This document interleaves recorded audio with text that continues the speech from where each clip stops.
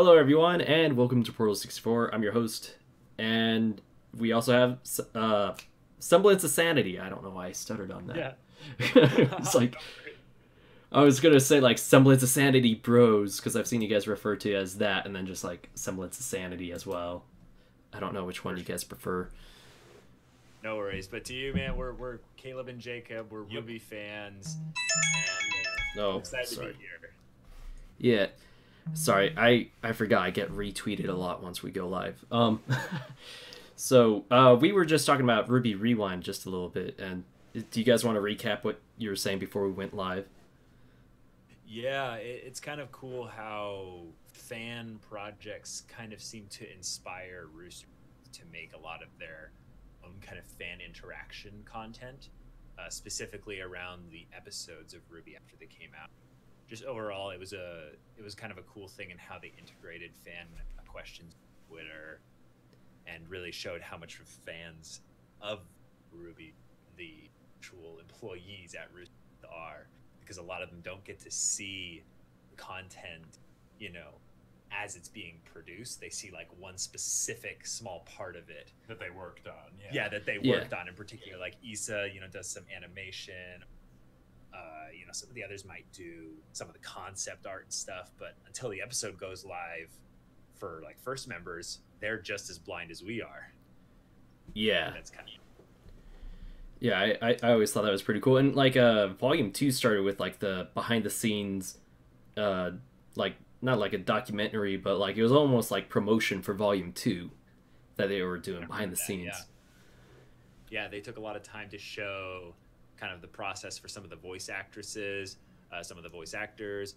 I remember Miles and Carrie being pretty heavily featured. I remember in particular there was one episode, correct me if I'm wrong, but wasn't there one episode in particular where Monty was actually in one of the videos, and it became kind of a big deal because it's footage that we have, of the guy. Oh yeah.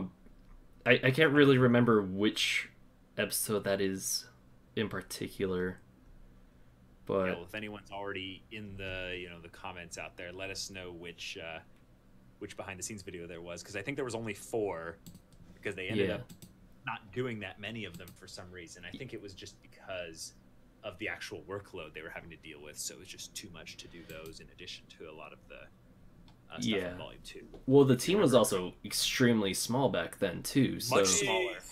Yeah, it was smaller. Oh my gosh, but like there were multiple changes that were made to Volume 2 live on a week-to-week basis. Oh, like Neo. Like, yep, Neo was one of them. Neo's probably the most famous of them. Yeah, one of the quietly made ones I remember was actually the finale. It was going to be way different when first kind of pitched the story for Volume 2. But I remember it was kind of fine-tuned and changed up a little bit. Yeah.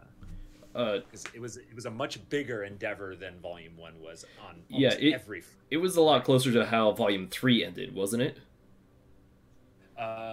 Yeah, not exactly in terms of just story related stuff, but like scale. At what point which they chose to end it.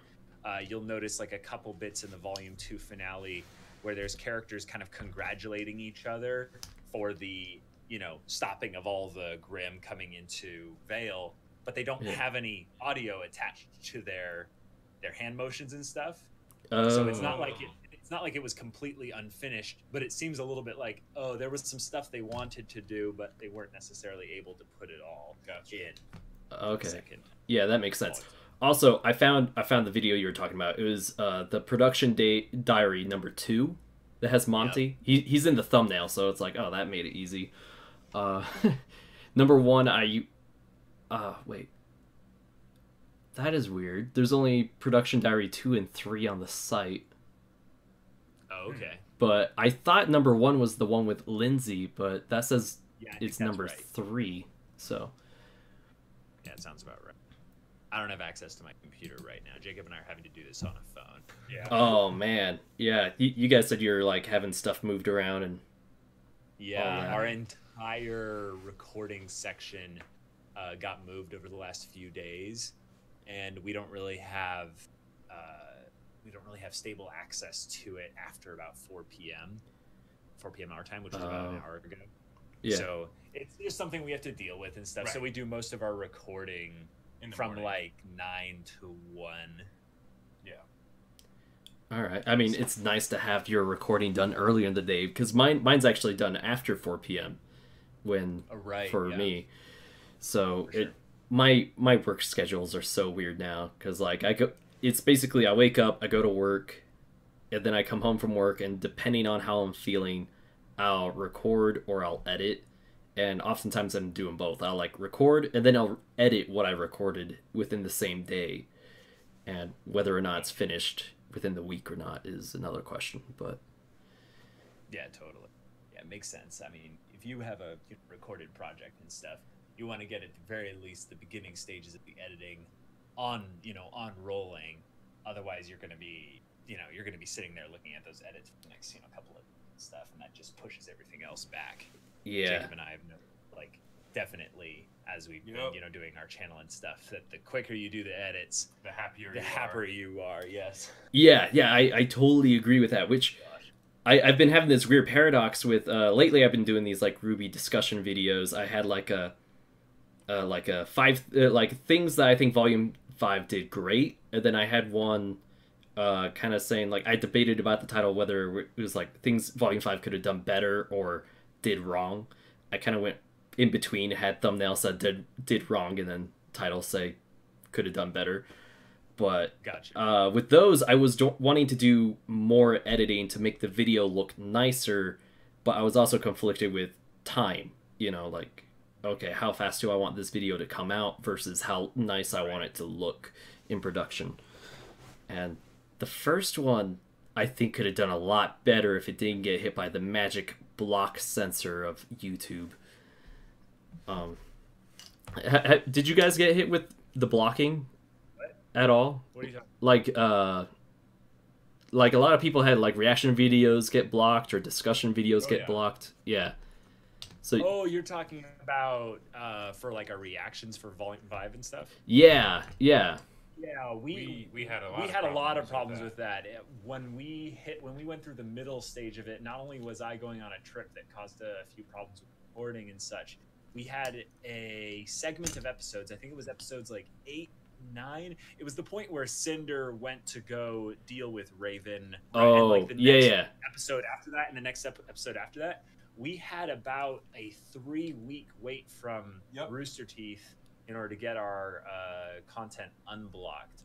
So it wasn't that really YouTube was that bad. It was that we just got ignored by fan projects for a bit, and we ended up finding out that they weren't wanting us to email the fan projects. And I'm glad we now know what to do. Is that they just say to automatically just dispute anything that's blocked by YouTube. Okay, I got an interesting story about that, but keep going. Oh, okay, yeah, for sure. And then once we had done the disputes, we got everything resolved, and the last, I'd say, 3 episodes of the volume, or 4 episodes, went up without a hitch.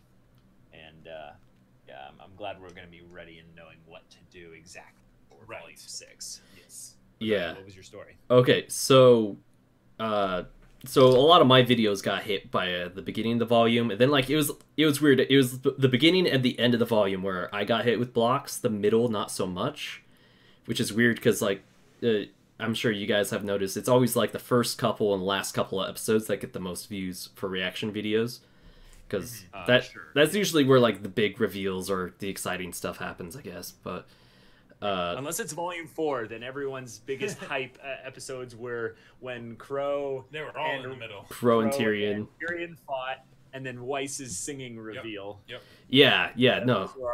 Those are our big episodes. Yeah. So I had a lot of waiting periods like you guys did, and I think my audience is quicker to forget on videos or something, because like if you look at the views I have, they go like way up and then they drop way low as well. But I had a RWBY discussion video saying like things I think Volume 5 did right, and I used a few clips from the show, but they were all muted and I was talking over them. And they got hit by the block for visual content, so I was like, all right, I'll just do the dispute as Fan Projects has said. And the dispute got denied, and they blocked the video again, saying like, my video cannot be viewable to people. And I was like, what the heck? Because if you look at like their like content usage guidelines, they say there's only like 1% of videos that after dispute they'll keep blocked. And I was like, what did I do wrong with my video? So I had like email Fan Projects over and over again, like, hey, what's wrong with my video? What's wrong with my video? And I wasn't getting any responses. And then eventually it just got like unblocked. And they just said, oh, sorry. And it was like, okay. Like, okay. It was just really weird. Yeah, one of the things that we've seen is that the dispute will always get denied. They'll monetize the video for their own stuff, and then they'll make it viewable for all. So we've never had the one where we disputed, and it was made unviewable for everyone. So yeah, that's a very interesting.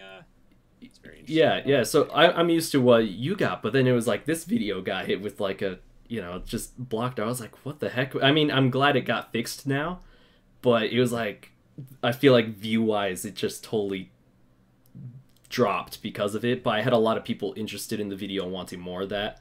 So with the future videos of like, oh, what I think could have done better, I was a lot more careful with like how much footage I included in the episode just in case. Right. But the main thing we always try to do is we try to have our content put out like, earlier, and then we have everything unlisted so that if anything's getting blocked, no one's going to be seeing it until it's unblocked anyway. So that way we can get all the disputes done. But I guess if you're doing something that you're wanting to, hit the end hype point of RWBY Volume 5 and still be within that point where RWBY's still pretty relevant online, yeah, you'd be wanting to do it sooner. So it's kind of a catch-22 situation. Yeah, it was, but also like the claim didn't happen until the video was public. Like it was up on YouTube for like maybe a day or two before then. So it was like totally out of left field for me. I was like, whoa, what's going on? I'm having all these people saying, it says your video got deleted. I'm like, oh great. And then I see the email. So I think Rooster Teeth is still trying to figure out like how they treat reaction videos or whatever, because there was like the big email confusion right before the finale. Yeah, I remember that. Yeah, because everyone's like, wait, full screen saying this, but then Fan Projects is saying opposite, and it was a real confusing time for reactors. So yeah, we had a very clear message from Fan Projects back when I would say it was once episodes 8 and 9 were getting unblocked finally. They just said basically just dispute it. So we kind of avoided all the email stuff you're talking about and just had a very simple system for that. And I think myself, that Kaido Dan, and I'm trying to remember if it was Nerds of Oz. I think it was Nerds of Oz the one that posted the video about how to get your RWBY reaction? Yeah, she was.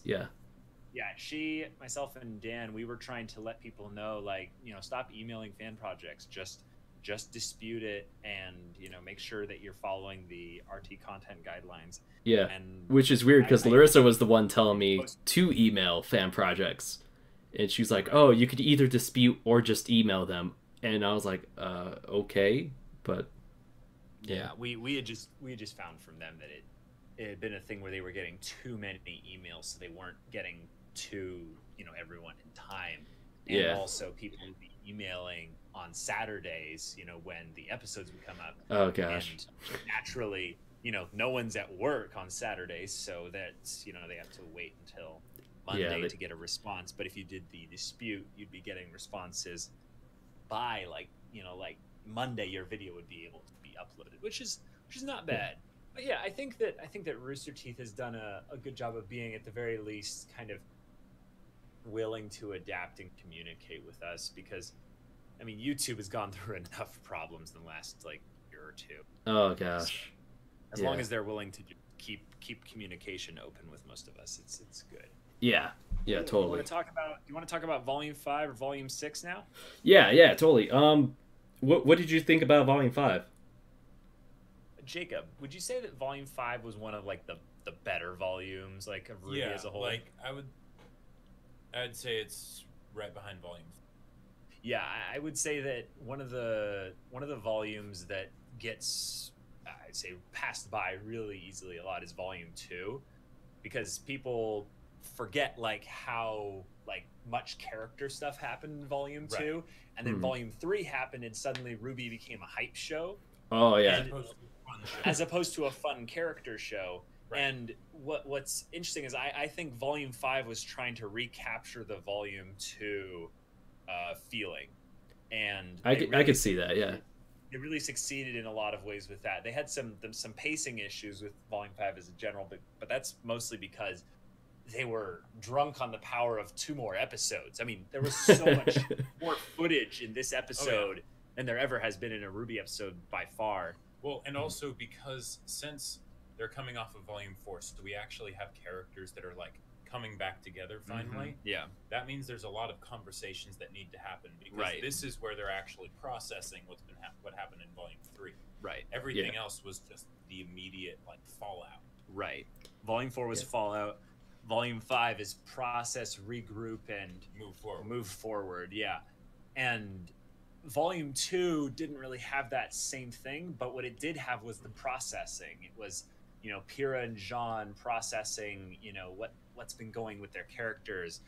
Weiss, Blake, and Yang processing at the campfire what their motivations are. Yeah, that was actually one of my favorite episodes of Volume 2. Yeah, definitely. Yeah. The Mountain Glen bit was fantastic, and Oobleck deserves to be in like the Hall of Fame of like quirky tertiary characters that just fulfill their role perfectly, you know. Oh yeah. Dr. Oobleck, yes. Yeah. I remember that. Doctor. Yeah. Oh man. But yeah, what did you think about Volume 5 as a whole? You know, I'm actually on the same page as you guys. Like Volume 3 is my favorite, and then for me it was like really hard to figure whether it was below or above Volume 2, because for the longest time Volume 2 had held a really tight grip on my heart. On like, that's when I really got into RWBY. I watched RWBY since the day the first episode came out, but Volume 2 is what really got me to dive into the fandom. So sure, that's a good point. Yeah. The food fight and the dance. Volume 2 had the dance, it had the food fight, it had all these characters interacting in ways and in combinations we hadn't really seen depth in before. Because if you remember, RWBY Volume 1 was a very efficient... I mean, it meandered a little bit with the Card and Jean stuff, but it was a very tight 90-minute little movie, basically. Because every episode was either 4 or 5 minutes. Well, right, but you didn't even think about them as episodes, really. Right. I mean, if you watched them when they aired, yes, it's hard to forget the wait time for 4 more minutes of RWBY footage. Yeah. And I think one of them was like a record low, like 3 minutes and 40 seconds or something. Yeah. I think that was like within the first 6 episods of RWBY. Yeah, it was like the Emerald Forest Part 2 or something. Yeah. Something like that. Yeah, I remember those days of RWBY. So when people for this volume were complaining, like, it's not even 20 minutes long, I'm like, you shut up. Like it's almost 20 minutes long. Right. Yeah, it's like almost 20 minutes long. That's a miracle, but it's like back in my day, we had to wait for 4 minutes of RWBY footage, and we were proud to get our footage. Very much. Yeah, and because the episodes were so short, we one of the criticisms for early day RWBYs were there weren't a lot of conversation to move the plot forward, and that some stuff felt a bit more rushed than otherwise. Where like people want to learn more backstory, but we didn't have the time for it. But now we have the time for it. So and now the criticisms that people seem to have for it is, why is there so much talking?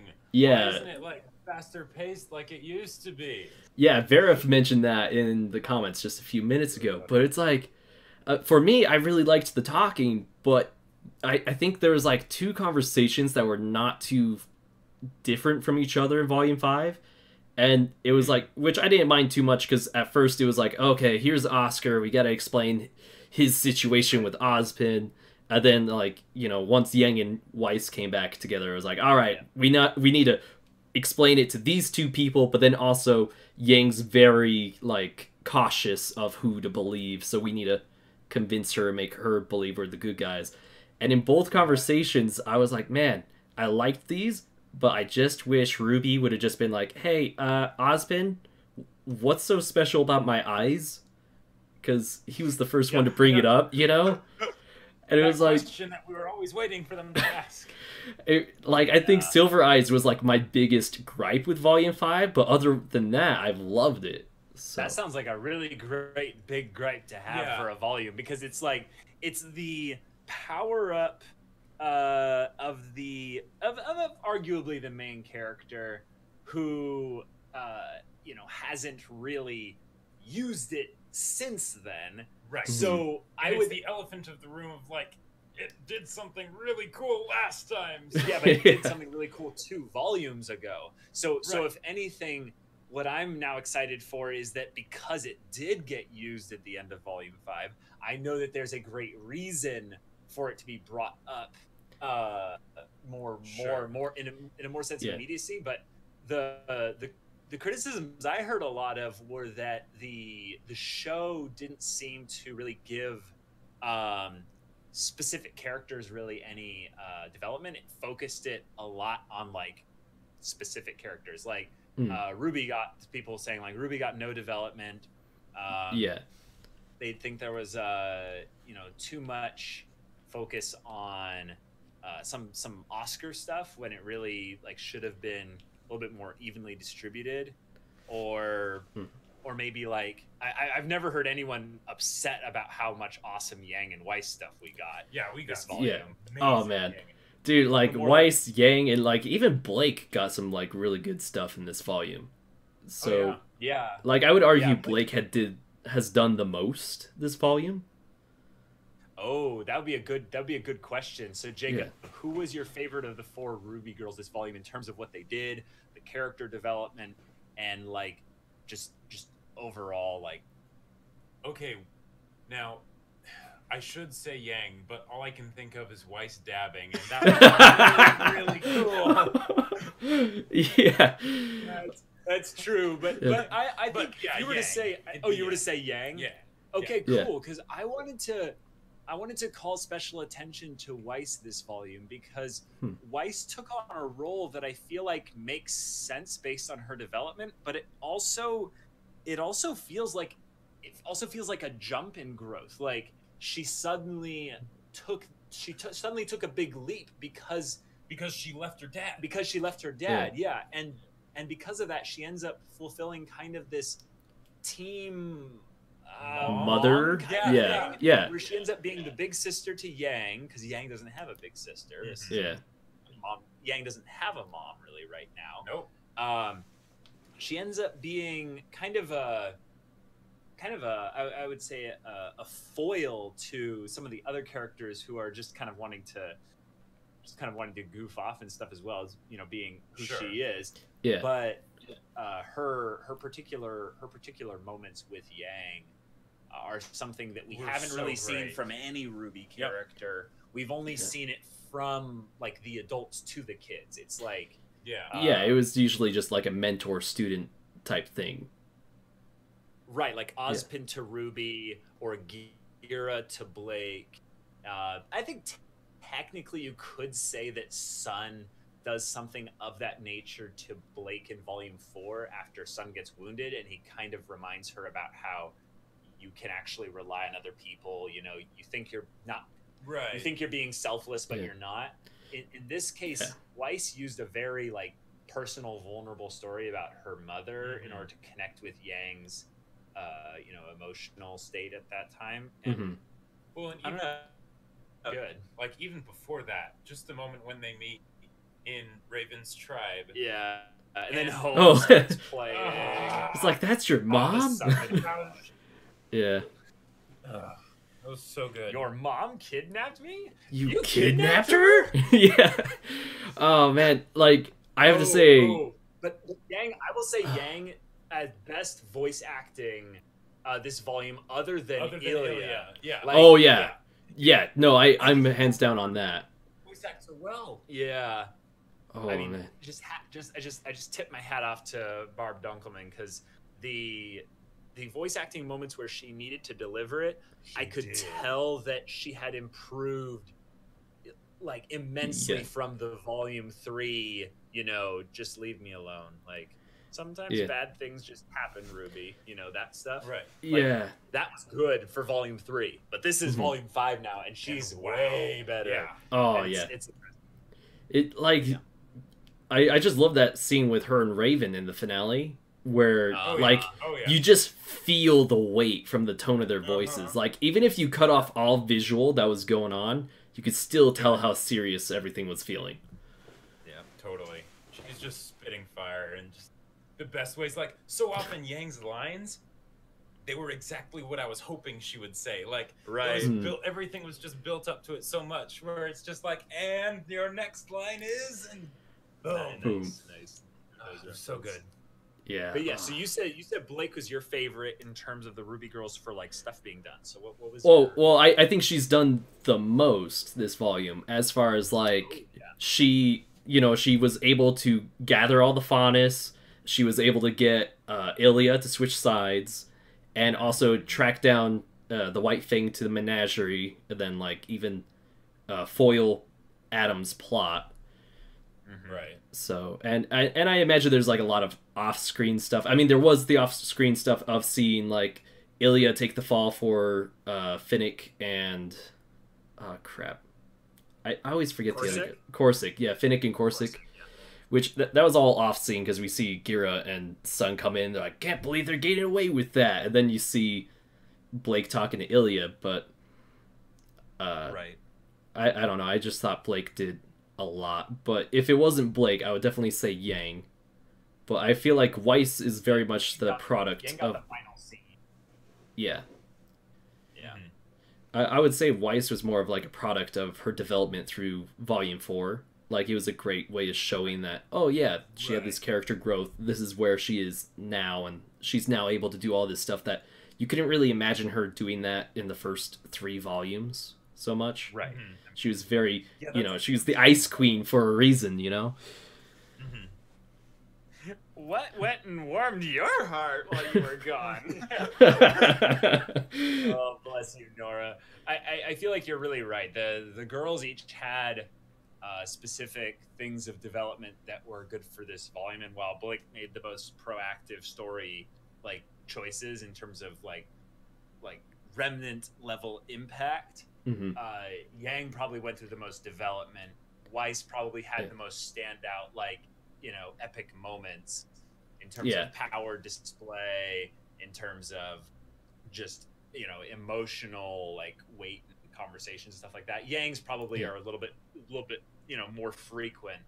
But I wanted to mention to Ruby's talk with Oscar, because people that say Ruby got no development in Volume 5. That scene was a great sign of development, I would say. If that scene didn't happen, that would have swung, like, if I had to rate Volumes 5 on a 1 to 10, that would have swung a whole point for me down if that conversation didn't happen, because it represents kind of the fandom as a whole, but like it was a little bit meta in Ruby kind of representing us as the fandom, but also talking about essentially she was giving us a view into her internal state. Exactly. Yes. Which is something we really needed because of all the crazy stuff that happened in the previous volumes, because she'd been with other people, and Volume 4 was more about like the problems with, you know, Team Ranger and Nora and Ren and, you know, and all them, and like even Jean, how he was dealing with, you know, Pyrrha. We didn't really see Ruby deal with it herself, so having her talk to an outsider was a great way to do that. And being an outsider, it's different than the Volume 4 letter to end where she is essentially holding us back as the audience from knowing exactly what she's feeling, because she's telling us a lot by omission in the letter, but there's also some things that can be interpreted multiple ways in the letter, so you get a little bit of a vibe of, wait, Ruby doesn't seem to be okay. And I think at that moment, after the letter was done, there were a lot of people that wanted to see a Ruby breaking arc, like Ruby breaks down mentally.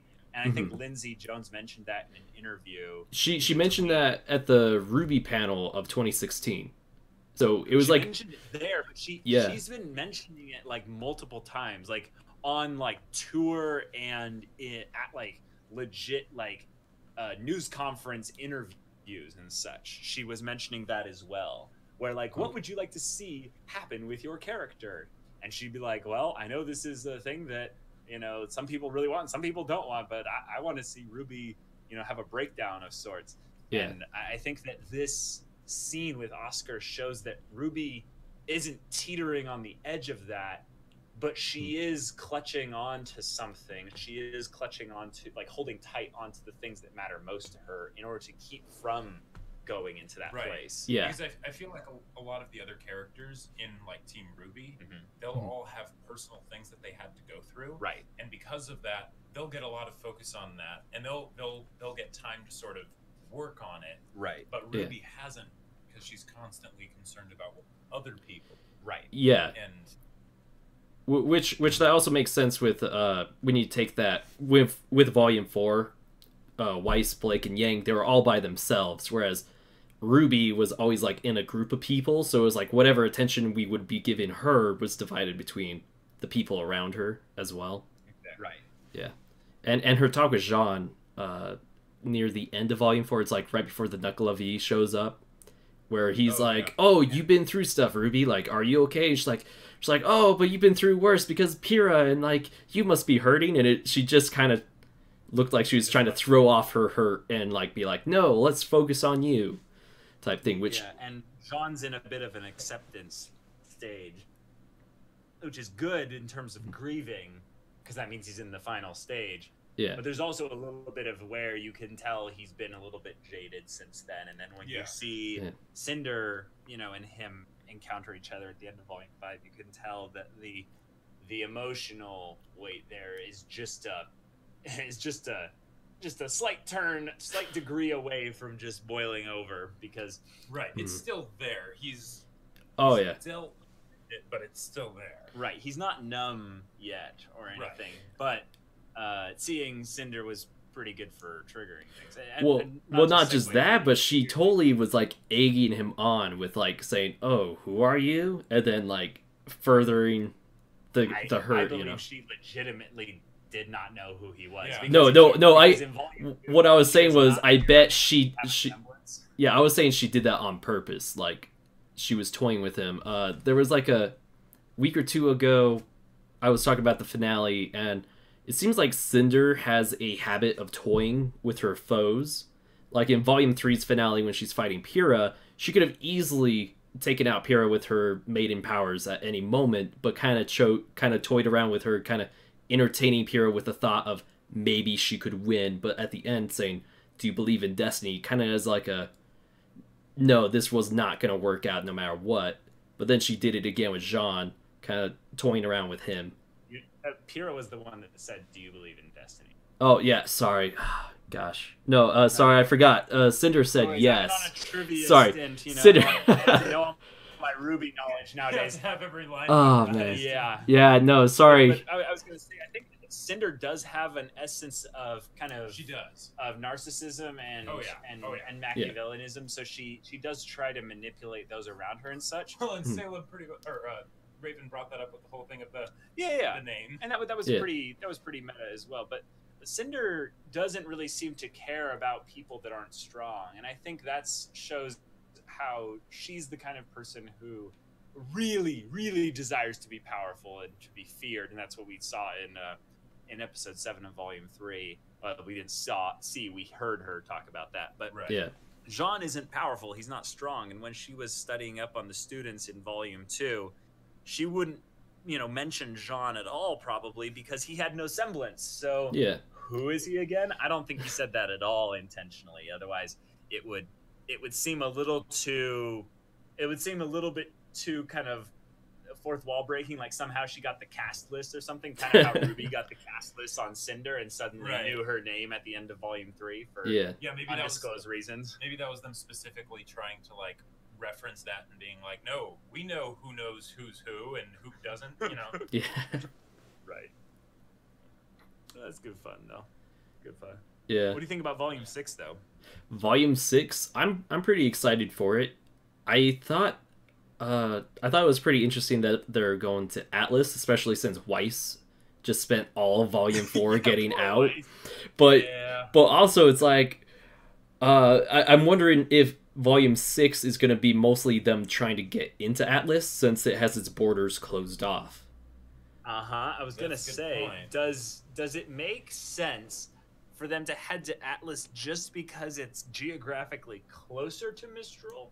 Or does it make more sense for them to go to Atlas because that's where Ironwood is, and Ozpin wants to, reconvene with the Oz Illuminati, essentially? Yeah. Right. Yeah. Well. Oh, sorry. You continue. Oh, I was just saying that Atlas is kind of like one of the more structurally stable places. Like it actually has like a military. So that would be one of the best places to protect the relic of knowledge, and potentially even use it. Yeah. Well, I also saw something like someone. Like, we toyed around with the idea of maybe the relics need to be done in, like, a certain order. Kind of like how with The Last Airbender, the Avatar has to learn the elements in a certain order, depending on the cycle. And people were predicting that they needed the relic of... Is it... Relic of Creation that's in Atlas? Hold on. Haven was... Knowledge. Mistral was choice, and then Atlas was creation. Yes, yeah, that's right. Yep. That's right. Yeah, that makes sense because Penny came. Well, that's one of the things that Jacob and I talked about in our stream was if Penny came from Atlas, that's one of the open plot lines. If you look at all the plot lines that have been introduced in RWBY thus far, the whole thing of Penny and her creator is a very much a loose end with regards to plot lines. Them going there maybe opens up the possibility of having the whole Penny 2.0 thing that people have been theorizing about since PvP. Since her death. Yeah.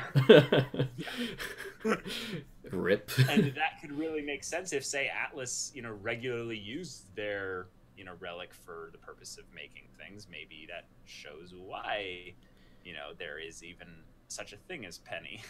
Yeah. That makes a lot of sense. I saw a lot of people theorizing that they needed the Relic of Creation to properly use the Relic of Knowledge, or maybe like some effort of that, like some weird combo of like, oh, maybe you need all the relics together, but they must be done in some order. I kind of thought if anything, they'd be like Chaos Emeralds, where it's like, oh, each Chaos Emerald is a power within itself, but if you get all 7, some real shit's gonna happen, Yeah, I would say they're like that, like the Infinity Stones, that any one makes you extremely powerful if you know how to use them.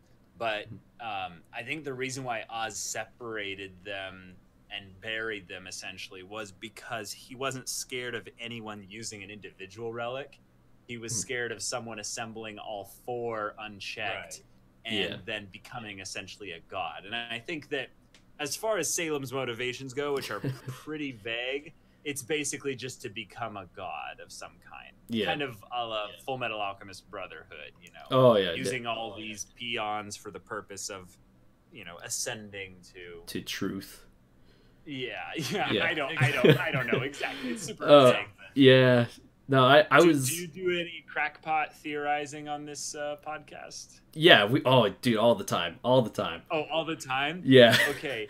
Here's a crazy one. Salem was battling against the gods, plural. What do you think about that? Because a lot of people have been theorizing that Salem and Ozpin are basically avatars of the brothers, the 2 gods. Yeah. But according to Oz, the gods were fighting both against Salem, and they both created Ozpin to stop her. So what does that make Salem? Yeah, I really do not know. Like, Salem is just one big mystery to me on, like, is she human? Is she Grimm? Is she a combination? Did she start out human and then, like, combined herself with Grimm? Oh, man. I don't know. Like, I'd like to imagine she was someone who found the truth out about the creation of the world and therefore tried to fight back against the gods in some way, and felt like in order to do so, she must also combine herself with Grimm to grow more powerful or something. I don't know. Yeah, I've heard so many crazy theories about Salem's origin. The only theory about like the only theory about that whole thing that I've really kind of held on to was that while it might be that there is a connection to summer with Salem, Salem was something long before summer, so it doesn't. Yeah.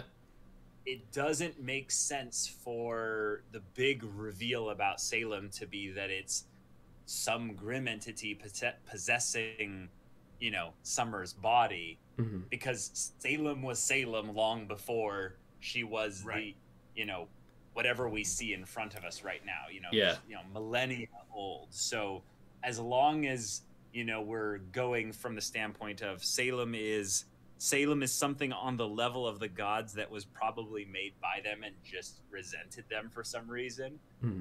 That's cool, but I'm not a huge fan of a lot of the summer theories, because they have some semblance of possibility, but they're too much of a dead end, you know. It just I mean, personally, part of me just wants to at this point just say like, oh, you know, Summer's just dead or MIA, you know.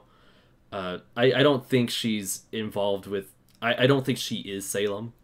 Pretty much after I heard so many different theories, I'm like, you know, like I felt like it was too tropey, which is ironic because RWBY likes to run off a lot of tropes and cliches. Right. But if they did it, like, it wouldn't be a reveal now. Yeah. Well, it's kind of like Jean's semblance was probably going to be some kind of super aura type of thing. Right. Most people were theorizing right around that area of aura amplification. Jacob and I were theorizing aura transfer from like the beginning of like volume, I don't know, 3 or 4, but like with you know, semblance being the thing that sense, who knows, maybe they will do something like that for other things. But I think they could pull some bigger twists like what they did with Raven, where a lot of people did catch on she was the Spring Maiden, but it wasn't the popular theory. It was more of a misdirect. I like the idea of a misdirect onto Summer being, you know, something that Salem is, or maybe what we're seeing on screen, that person is Summer, but Salem is not that. Salem's beyond that. Salem's an actual grim entity that. Well, okay, you know, because this is the crazy thing that like always stood out to Volume 2. What's that? When Dr. Oobleck said, you know, these Grimm are very old, and in that time, we've learned. Right. Salem, the oldest Grimm. Yeah. So what if it was just that she's the oldest and she's learned and she's gotten to this point where, oh yeah, she possesses Summer because that's convenient, you know, but she's actually way so far beyond that. Yeah, and what are they doing? Wait. I like that idea that Salem is not in a hurry. She's just waiting, consistently doing the little things here and there to, you know, grow and, you know, evolve. She reminds me of Morgoth, and then Cinder is Sauron going around saying, "I'm powerful." RWBY is a Lord of the Rings reference all this time. Oh man, everyone was looking at the Wizard of Oz, but it was Lord of the Rings all this time. It was you expected it to be Wizard of Oz, but it was a Lord of the Rings the whole time. They followed the yellow brick road into Mordor. Yeah, that's a good point. She is in basically a Mordor type environment, and I think a lot of people are like, "Well, we haven't gone to the Dragon Continent yet." Yeah, there's that. Yeah, the Dragon Continent's been like the biggest.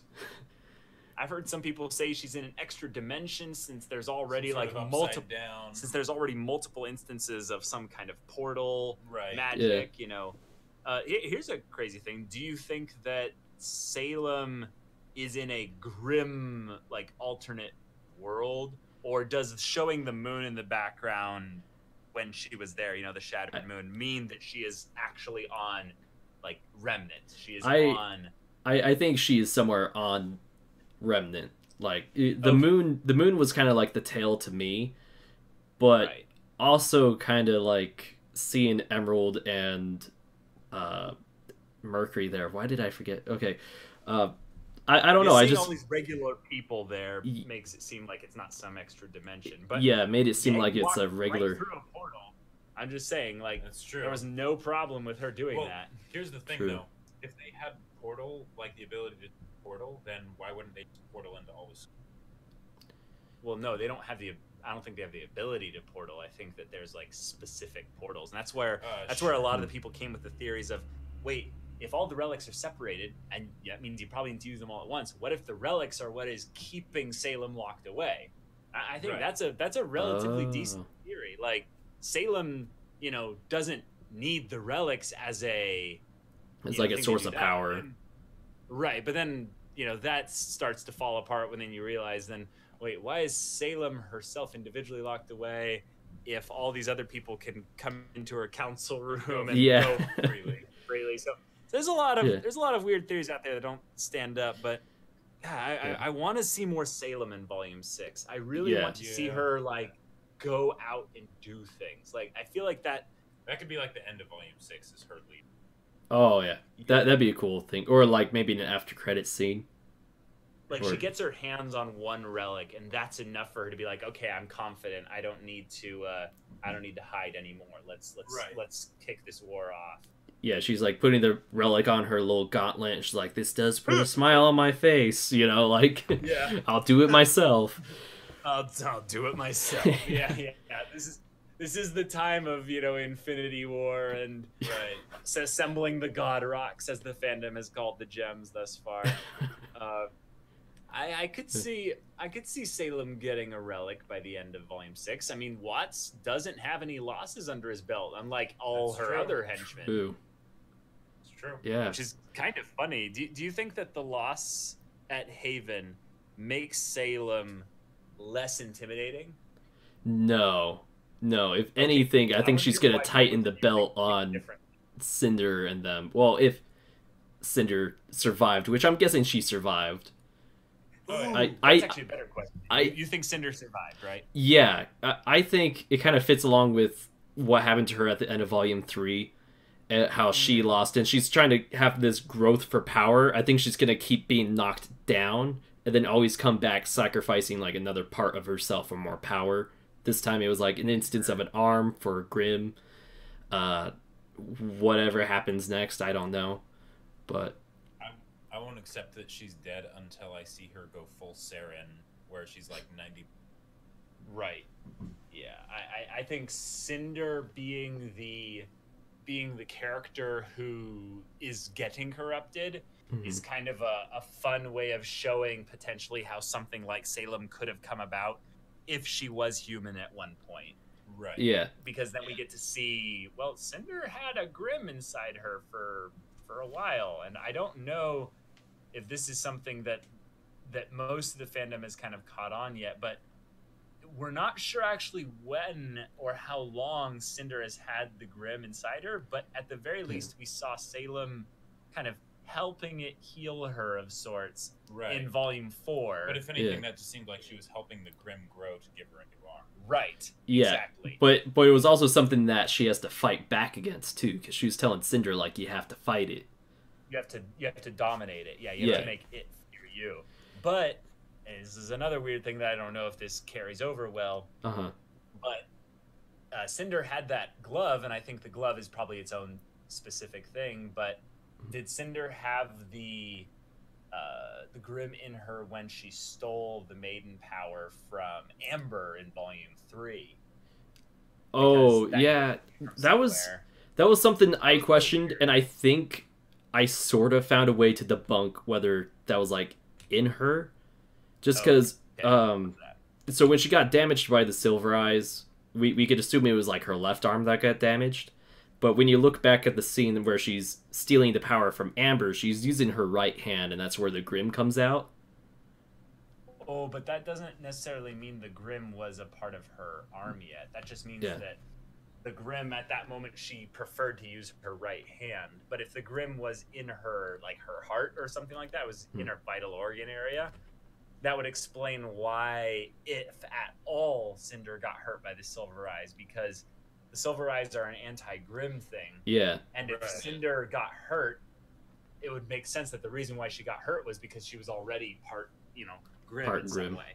Yeah, that makes sense. Unless the Silver Eyes are really just a, vague, non-distinct energy blast anime power, then, then I guess, all our crazy theories go off the drawing board. Oh, yeah. Right. Which is another reason why I wish they would have brought it up in Volume 5, was like, hey, because I always thought it was like an anti-Grimm thing, but there are some people that have argued me, no, it's an anti-Maiden thing, which there has been no evidence pointing towards that. There's literally none, and in fact, Salem's saying, like, oh, the only reason Cinder was hurt by it was because, blah, blah, blah. No, actually, that's the one instance of evidence that points towards it is. Oh, right, yeah. Why is she? People asking why is she so weak, and it's because of her newfound power. And I interpreted that as being, well, it's because she has this new power, and it's actually like really tough for her to, control it and stuff, especially in her weakened state from the Silver Eyes. But you could interpret that as, well, because she had the maiden powers at the time of the Silver Eyes, that's what did the damage to her. I don't think that's a crazy theory, but it's very low on the evidence scale compared to Crow literally saying, "This is strike a Grimm dead. This is the thing that strikes Grimm dead with a single look." Yeah. I know I had a theory about Cinder between Volume 3 and 4, and then Volume 5. I'm like 99% sure was struck dead, but I had this weird theory, and also this was kind of a crack theory to keep Pyrrha in the storyline somehow and not have it be like a she came back alive thing. I had this weird crack theory where maiden powers kind of transferred similarly to how Ozpin does, but they're more passive, where so Pyrrha had at least a little bit of maiden power left, and so I think when Cinder took the last bit of it, the maiden powers inside her mind kind of took the form of Pyrrha, trying to tell her, like, hey, you got to do the duty of, like, what a maiden's supposed to do, which is, like, to help protect the world and, help people.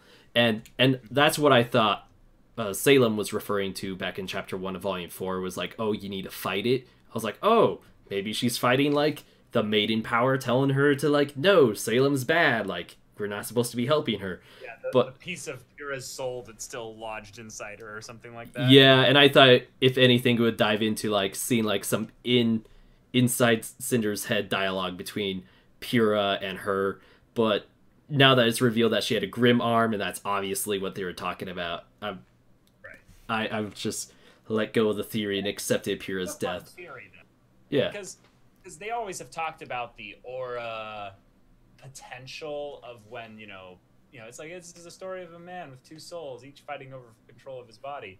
That kind of thematic foreshadowing has been in the show since the beginning, so it's obviously really important. But we can't know, how much it's referring to, because we already have Ozkur, which is a great example of that. We might even have some aspect of that in, Salem, for all we know. Yeah.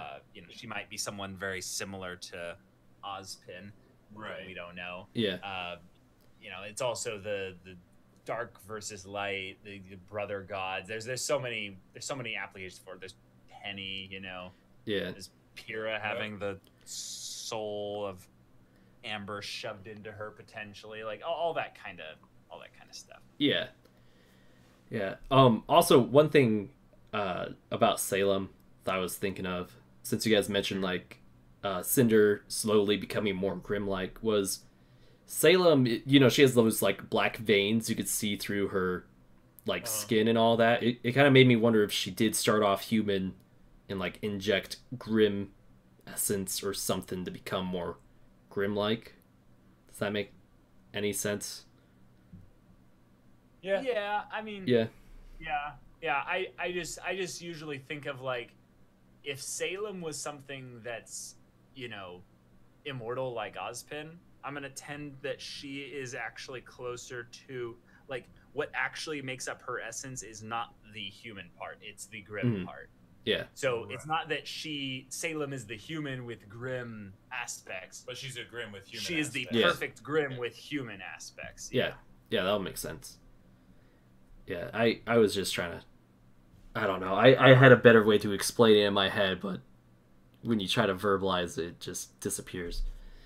Well, I mean, but that could be kind of what it is that if Salem isn't tied to one body, and say this avatar of Salem actually is Summer Rose, then that would make sense for there to be those sort of grim veins because it's a recent addition. This is exactly. This is a new avatar of sorts. Like she probably switches from body to body when each body becomes unusable or something, or just gives out kind of like what Cinder has been having to deal with.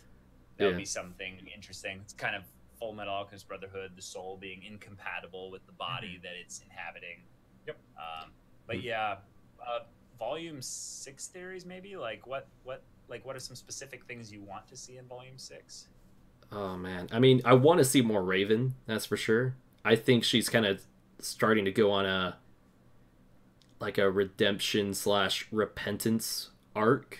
I think that was a little hinted at the after credit scene where she was watching over Ty and then flew away. I think she's pondering how does she, try to rebuild these bridges she had burned down, and rethink over like the conversation she had with Yang.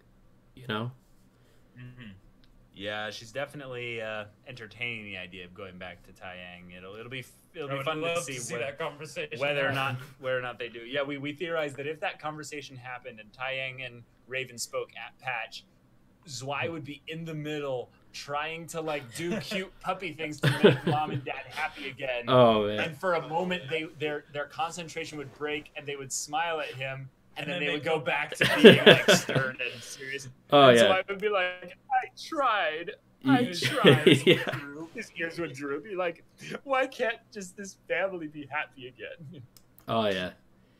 Yeah, that, and, I mean, I don't really have too many theories, just more of, predictions of what looks pretty obvious on what's going to happen. Ying and Blake still need to have their conversation. Yeah, right. Silver Eyes has to be discussed within Volume 6, at least the first half. Crazy Ironwood potentially being an actual antagonist for a little bit. Yeah, I could see that happening, and I could kind of see why Atlas could be a target by Salem, since from the rest of the world they're kind of already blaming Atlas a little bit for what happened at Beacon, since the robots did turn on everyone. Right. And I could see her trying to take everyone's suspicion of Atlas, and then having some more chaotic stuff happen in Atlas just confirm everyone's theories or fears about Atlas and start a world war. She still has a really good man on the inside in the form of Watts. And Watts's involvement in the fall of Beacon is not to be understated. He created the Black Queen virus. So. Oh yeah, because you could see his little W logo in Volume 2. Mm-hmm. Yep. So that whole bit is something that would be devastating if the Atlesian military was turned on, say, the Kingdom of Mantle, on Faunus in general, their own citizens, or something to where Salem essentially held the kingdom hostage. I could see a really good coup d'etat kind of arc going on in Atlas, where it's then more of a thing of which people will side on which part of the coup d'etat, kind of Atlas civil war. Here's something I can see. Okay, so right now Salem doesn't have forces. She has the Grim, and she has her commanders, right? But she doesn't have military forces because the White Fang isn't on her side now. Yeah. So what if she did something where, because if Ironwood did go full dictator, it would be very cool to see, but there doesn't seem to be enough pressure to warrant that, especially if Oscar is going there, because then they'd be able to coordinate and stuff. But what if something happened where basically with Watts orchestrating everything, people basically stopped trusting Ironwood and he ended up getting deposed or not made the leader of Atlas anymore? Sure, that fits with Salem's theme of dividing people. Yeah, and well, also Jacques Snee, he seemed to be very much at odds with Ironwood.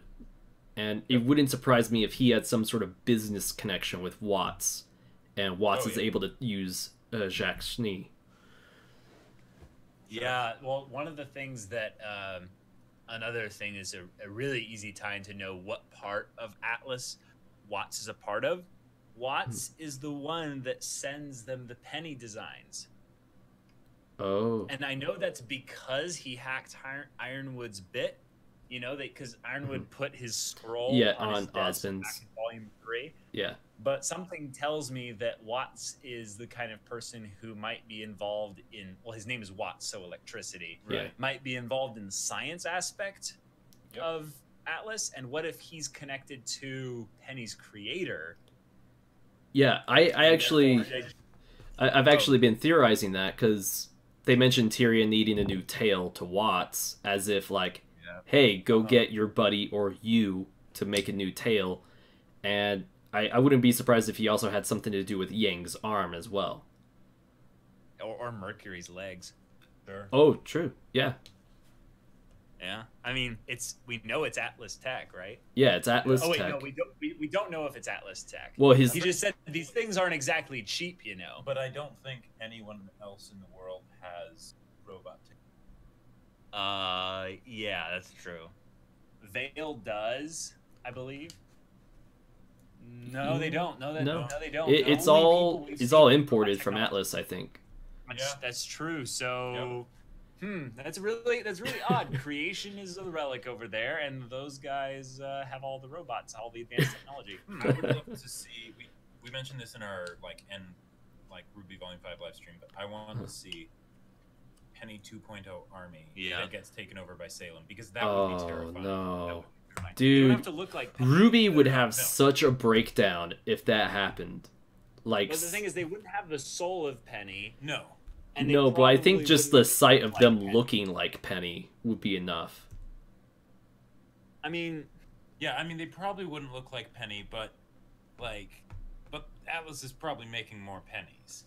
Yeah. I could see them doing the bit where they have it be something that doesn't necessarily look threatening on the outset, not as much like their usual robots, but yeah, having some kind of autonomous horde of robots sounds very Red versus Blue, and you know who's writing RWBY, right? Miles Luna. So it's probably jostling around in his head a bit of like, I have some ideas of like how we can instigate the conflict in Atlas. Yeah, I remember how some certain arcs went in the Red versus Blue series. Yeah, with like Felix. I'm talking about X, the fact that, you know, it's someone's soul essentially put in. Right. Oh yeah, with Tex. Yeah. It just sounds very similar to our favorite Penny. Yeah. Yeah. No, that makes sense. Well, even like Church was the same concept, but he just wasn't put in multiple upon multiple of them. Right. Mm-hmm. Oh, actually, now that I think of Tex, that makes a lot more sense with Penny, because a lot of people theorize that the soul that was used to put into Penny was like the dying daughter of Penny's creator, which aligns a lot more with Tex, because that's what Tex was like trying to create the perfect AI based off of his wife that died. So it's a whole lot of potential in Atlas, but I'm calling it right now as some kind of coup d'etat switch in power based on the military might of Atlas being utilized against themselves for Salem, and then it becomes basically the ragtag group of heroes on the run to Shade and to rally the remnants of Haven Academy for some kind of war that's going down. And I could see Mistral be like the first target essentially of Salem's newfound, Atlas, Elysian forces. And that'd be interesting, because then Jacques Schnee would be perfectly set up to be the leader of Atlas, and then Whitley, and then perfectly set up to be more of a shit. Yes. And we've been waiting for those moments where each girl is set up to be a power player to Right. save one kingdom of Remnant. Exactly. And Weiss, of course, is going to save Atlas from itself. Yeah, and I think With Blake had her hopefully, turn with Mistral. Yeah. Right. Hopefully with Ironwood, like, doing a slow walk behind her, you know? And she doesn't need his help if she doesn't. No, but I mean, like, all their moments. She could be involved were amplified really with Jean's amazing. aura and summon, like, 1,000 things, you know. That would be. 1,000 Ice Queen summon Jutsu. works. Yeah. Yep. That'd be pretty cool. Yeah.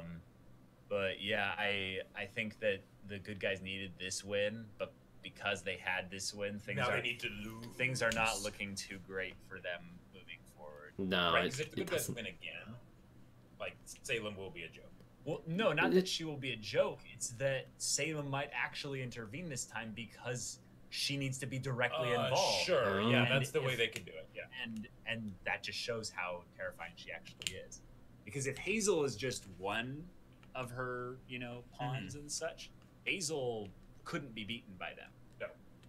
Like, they had to run, but they probably would have eventually beaten him after maybe losing a few people. But Right. yeah, that's something to be said about the fighting structure a little bit. Yeah. Oh, what did you guys think of Hazel's semblance?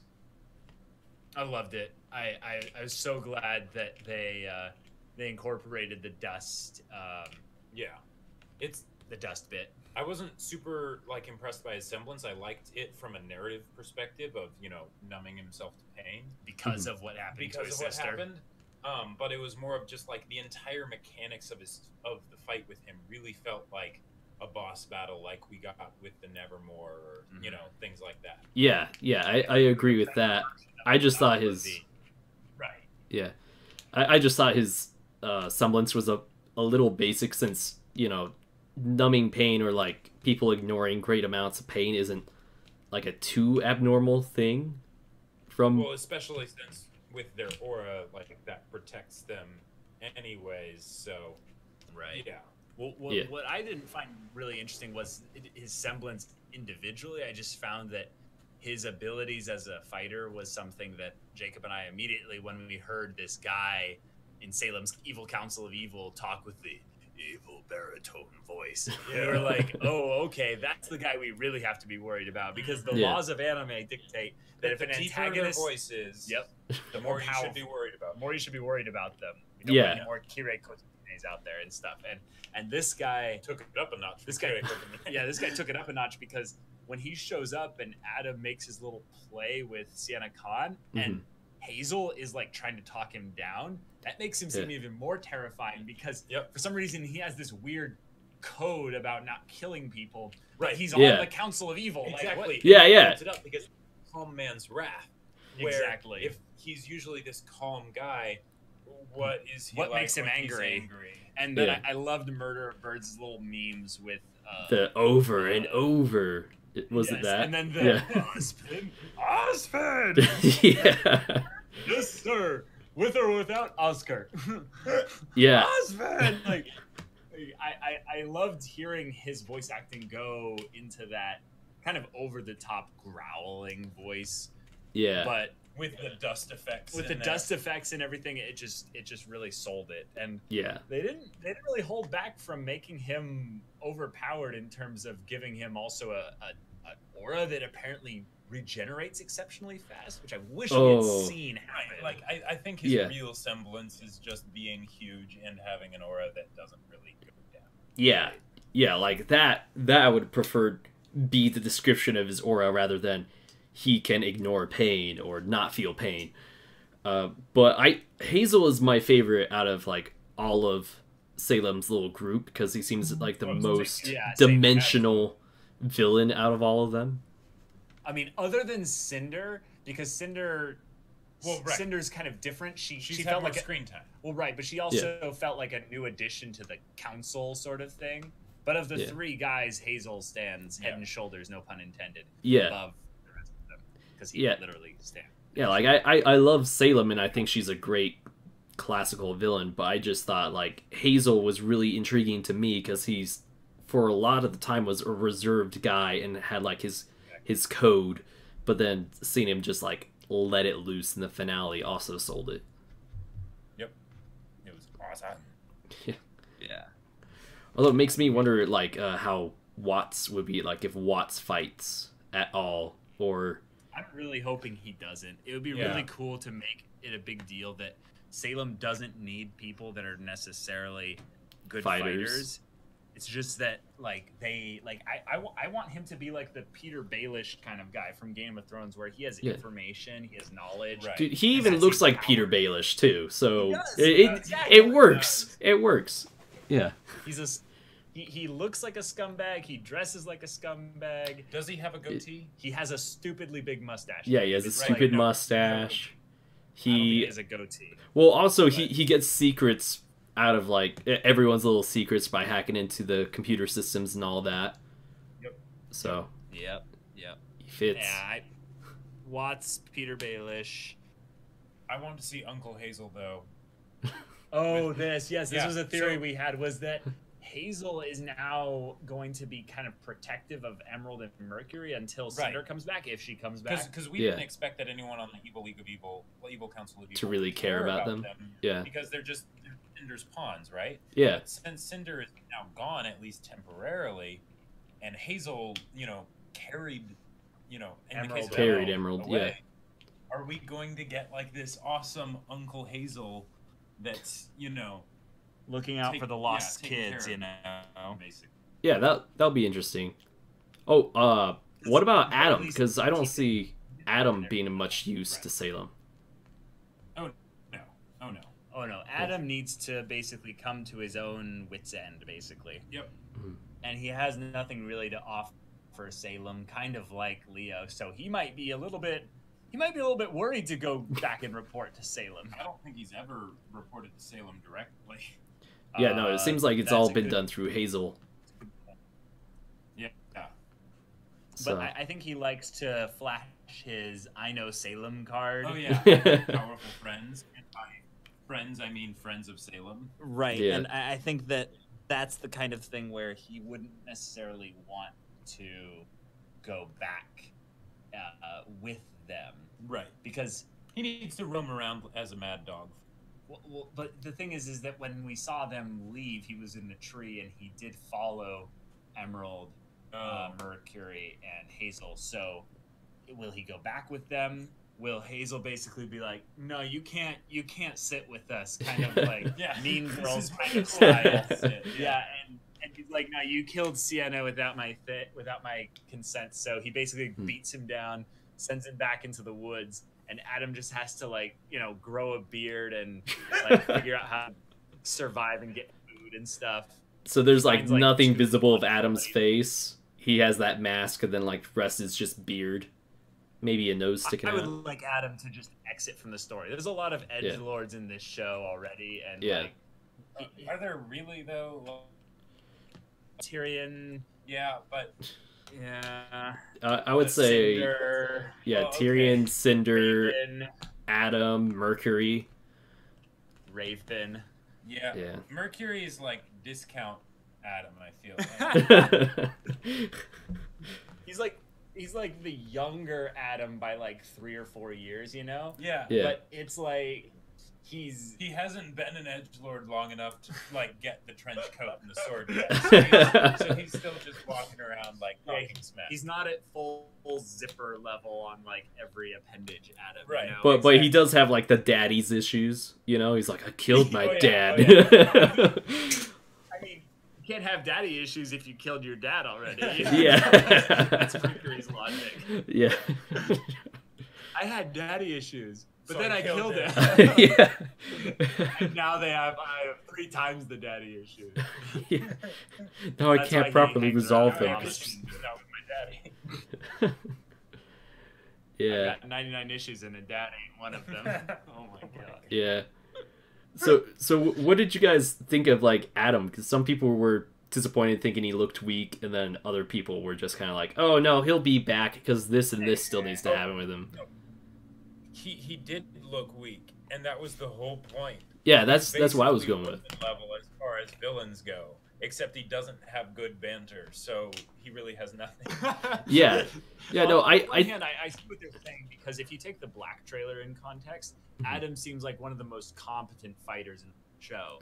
And yet, when they bring him into this, he's a lot more posturing than before, and he has a lot more to say without really having anything to say, if you know what I mean.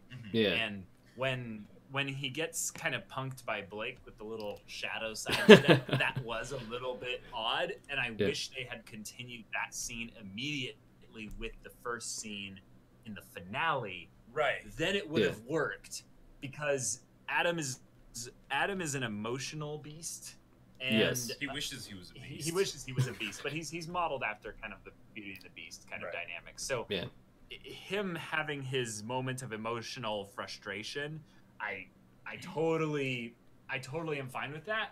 But the thing is we saw him emotionally frustrated in Volume 3, and he was pretty Terminator style, like cold, just steady walk kind of thing. That's why I loved it, because it showed that basically the only power he really had over Blake was that that's true. The idea that if someone's attacking him, if he's on the defensive or whatever, turn the world red, but if not, then the sword.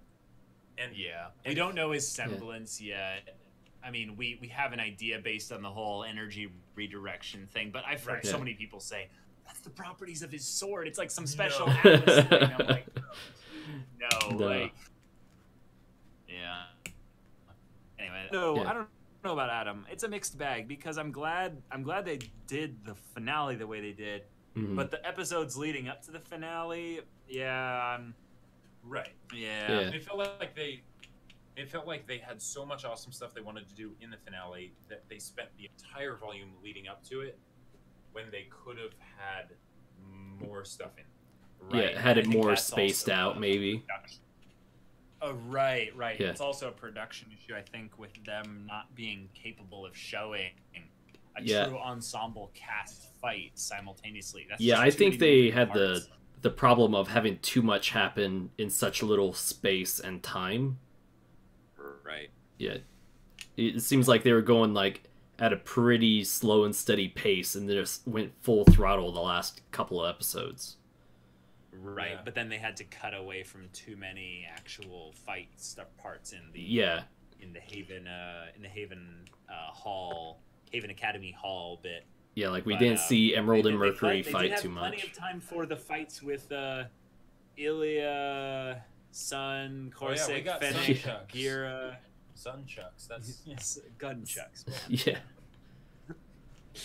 But the Sunchucks. Sunchucks. Sun's got his guns out. Yep. Yeah. Yep.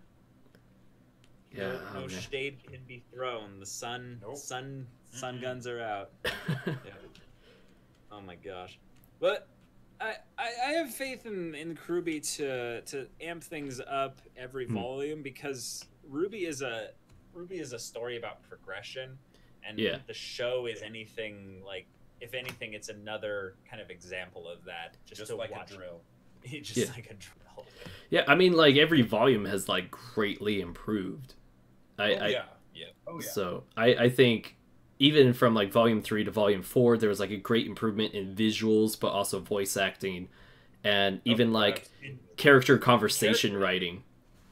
Character animations. Blake's ears would move. Oh man, the facial expressions were so much better. Like episode 2, like come on. Oh yeah, man. The random heart pulls of Pyrrha and all that. Yeah, but then like volume 5 even built even more upon all of that as well.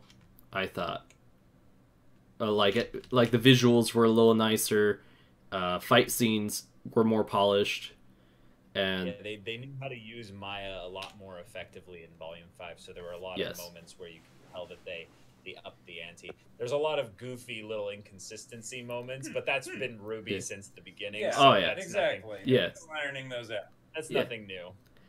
Yeah. Like, do you remember the bit where they forgot to show Leo's aura dissipating after RWBY sniped him? Yeah. And that's what made him run away. way. Like they aired the Rooster Teeth first version without it, and then the YouTube public version they updated it with the yeah. With the, I mean, do you remember with the Volume 4 premiere with Nora, what happened? Which part? Where she's charging up her weapon? No, so in the Volume 4 premiere, it was like when Jean's getting his new armor and he's walking out. Oh. There's like a shot where you see like the building and then there's like RWBY, Nora, and Ren waiting outside. If you looked at Nora on the first sight version, like the little black outlines to her were like wigging out. And really? But when it came out onto YouTube, they fixed it on both sites. So like it's like you can't find it now, but if you like looked at my reaction to it, I noticed it and it made me laugh really hard. But like it's really difficult when you see something like that and you're like, man, RWBY works so hard on this, but this glitch is also really funny, and I don't want to look like I'm disrespecting hard work, but you know. Oh my gosh, yeah, that's the thing, is you can never doubt the hard work that gets put into RWBY, because this show is big in regards to the industry as a whole. Mm-hmm. Like there's no Western anime 3D anime stuff coming out that really pushes the envelope in terms of like fights and just kind of the whole ensemble cast storytelling. Yeah, it's so much so to the point that, you know, it now got adapted into Japanese. It now has its own manga that's running. It's the first American animation that actually had that happen. So they technically have to call it an anime. I mean, yeah. Well, also not to mention it's like an independent show. It's not done by a studio. So yeah, exactly. It's not done by like there's what do they have under their belt? There's a show called Red vs. Blue. Well, it's pretty good. It's like but it's not like animation or anything. It's like, well, there's that part in seasons 8 through like 12 or something. No. Yeah, yeah. Which is funny because that actually was Monty too. Like a lot of that was Monty. Yeah. Oh man. Yeah. Like if it wasn't for Monty's work in Red vs. Blue, I don't think I would have batted an eye at RWBY when it was first being announced. Like when I saw. Do you remember the trailers though? When the trailers first came out after Red vs. Blue episodes. Yeah, it was the end of season 10, wasn't it? Yeah, end of season 10. Yeah. I didn't catch up to like Red vs. Blue till like right when season 10 ended. So I missed like the whole hype of this new show being announced at the end of volume 10, because I watched Red vs. Blue out of order quite a bit. I was like jumping back from like season 8 to season 9 back to season 8 and then like volume 10, but it was mostly like action scenes, and it wasn't until I like actually purchased those seasons that I saw them in sequence. Gotcha. Yeah. But I did see like the first episode of RWBY the day it came out, because that was like shortly after I had subscribed to the Rooster Teeth channel. Gotcha. Yeah, when the trailers came out, people were freaking out because Monty had already made a name for himself for doing like character fights that were ridiculous, and that was literally all the Red trailer was a really cute girl just slaughtering wolves with this ridiculous weapon. And when they said like, oh, we're gonna make a show about this, oh, and by the way, this is the first of 4 main characters, we're like, what? Yeah. And people lost their minds. They're like, no way. And then it's like, oh yeah, and Rooster Teeth's gonna do it, and people are like, but wait, Rooster Teeth is doing this?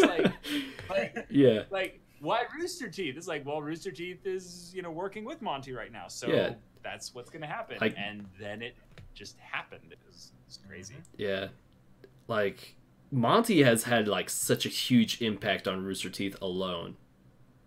I would say he's probably the second largest influence for that company, other than the founders who started it.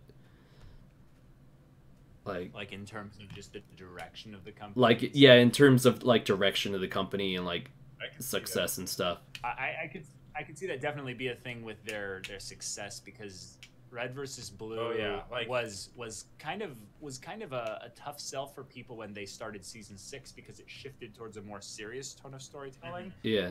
And after the Blood Gulch stuff was over, people were like, okay, this is different. I like it. But once season 8 happened, and they had first thing with the warthog bursting through the wall. Yeah, they had all that mocap and animation and stuff with the characters and things. Red versus Blue went viral pretty quickly. Like, I mean, it was already really big, but it went from being big to huge. Right. Yeah. You just show them like the text fight. Yeah, and then that video got like 10 million views. I think that's still like the most viewed video on the Rooster Teeth YouTube channel, if I remember correctly. Really? Yeah, I'm just gonna pull up their channel just in case. I think that's right. It's at least in the top 3. Because I don't know if they have the fight individually. Well, the text versus like the Reds and Blues fight is like an episode all on its own. That's right. So if I could just, let's see, most popular. Yeah, Monty's position in Rooster Teeth for those few years was a big deal, and I'm really glad that Rooster Teeth now is realizing how powerful these animated shows can be, especially when you think about, like, in terms of the investment of their company to make these animated shows, they have to start like at concept years before the actual production starts. Yeah. So there are probably a lot of people in Rooster Teeth right now that are hidden Monties, essentially, people that have their show ideas. Right. I think that's kind of what Gray was with his Genlock idea. Yeah, or even Jordan Schwartz with Nomad of Nowhere. Yeah, I hope Nomad of Nowhere goes someplace. But they haven't promoted it a whole lot, so it's kind of like... They haven't promoted it a whole lot, so I'm a little bit more excited for Genlock. Yeah, I'm on the same page as you. Like, I'm actually getting kind of mixed signals from Nomad of Nowhere, just because it's supposed to premiere in less than a month. There has been hardly any promotion for it, but the promotion that they have had for it, one was like a wanted poster, kind of giving like a serious tone to the feel of it, and them saying, oh, it's like Samurai Jack. But then we had this like 30-second short that was very comedic. Yeah, so it was like, what is this show supposed to be? I got a Trigun vibe, like they were trying to make it feel like Trigun, but it's not actually going to be anything like Trigun. It's going to be more hard. It's going to be more like just a Rooster Teeth show, you know, with some like, pretty ridiculous humor with like one character that takes himself way too seriously. Oh, okay. Yeah. I guess it does sound a little bit like Trigun, but but I guess we'll just have to see. It's also a fun thing for them to flex their 2D animation muscles, because you can't have that many 3D animation productions going on simultaneously without some quality drop off here and there. Which is actually a concern I brought up when they announced about there being too many things in the Rooster Teeth schedule for 2018. Yeah, like for me, I like especially with Genlock, when Genlock got announced, and I was like, oh, this looks like it could be like a really big show, like production wise probably bigger, or if not as big as RWBY. And I was like, oh, I really hope they like do a rotation cycle where we have 1 year that's RWBY, next year's Genlock, then it's RWBY, then it's Genlock, just to like make sure everything's polished on both shows. Right, to give their animators a break, to give the attention to quality on specific things. And even from like writing perspectives too, because like Miles and Carrie, they're often writing most, if not all, the animated shows. So I was like, oh, you know, I would prefer like you take your time to make sure everything's really great. So Miles and Carrie aren't writing everything. Like, no, in fact, I think up until recently they were writing some other things, but Miles recently stopped doing Red versus Blue. That was turned over to someone else for the previous season. Yeah, he hasn't been doing a lot of even RWBY Chibi stuff. I mean, he's been helping with regards to writing, but there's been people like Tom Alvaretto.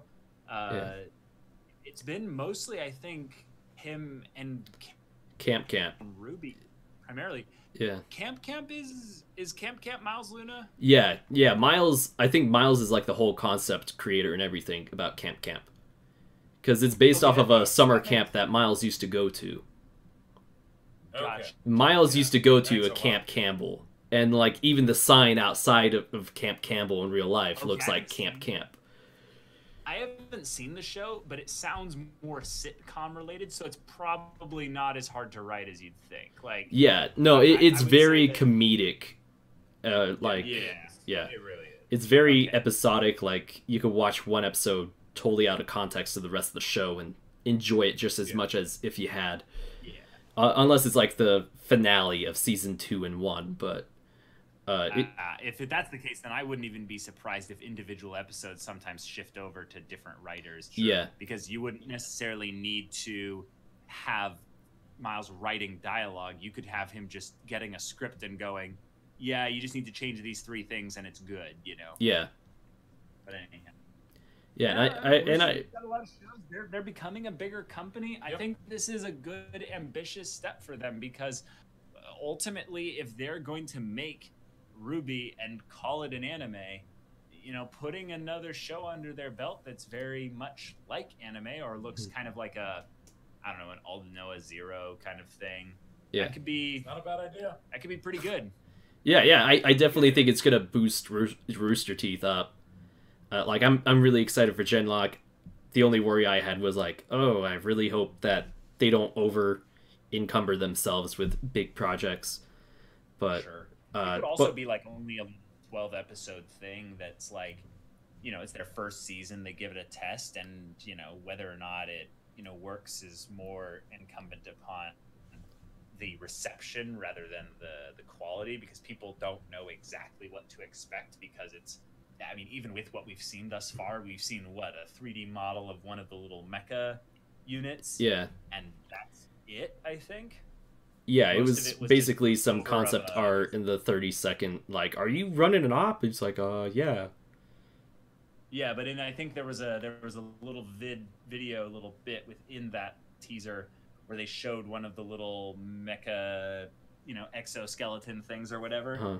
Other than that, you know, we have no real expectations on, you know, what it'll look like, what kind of levels, like, it's going to be in terms of visuals. So, you know, it could blow us away, or it could be like, oh, yeah, this looks like the next stage of Rooster Teeth's animation, you know, department's, you know, capabilities and such. Yeah. Project. Yeah. Right. Yeah. Yeah, I'm just excited for Genlock. I don't know. I guess I feel like overprotective of RWBY sometimes. You know? Yeah, definitely. I feel you.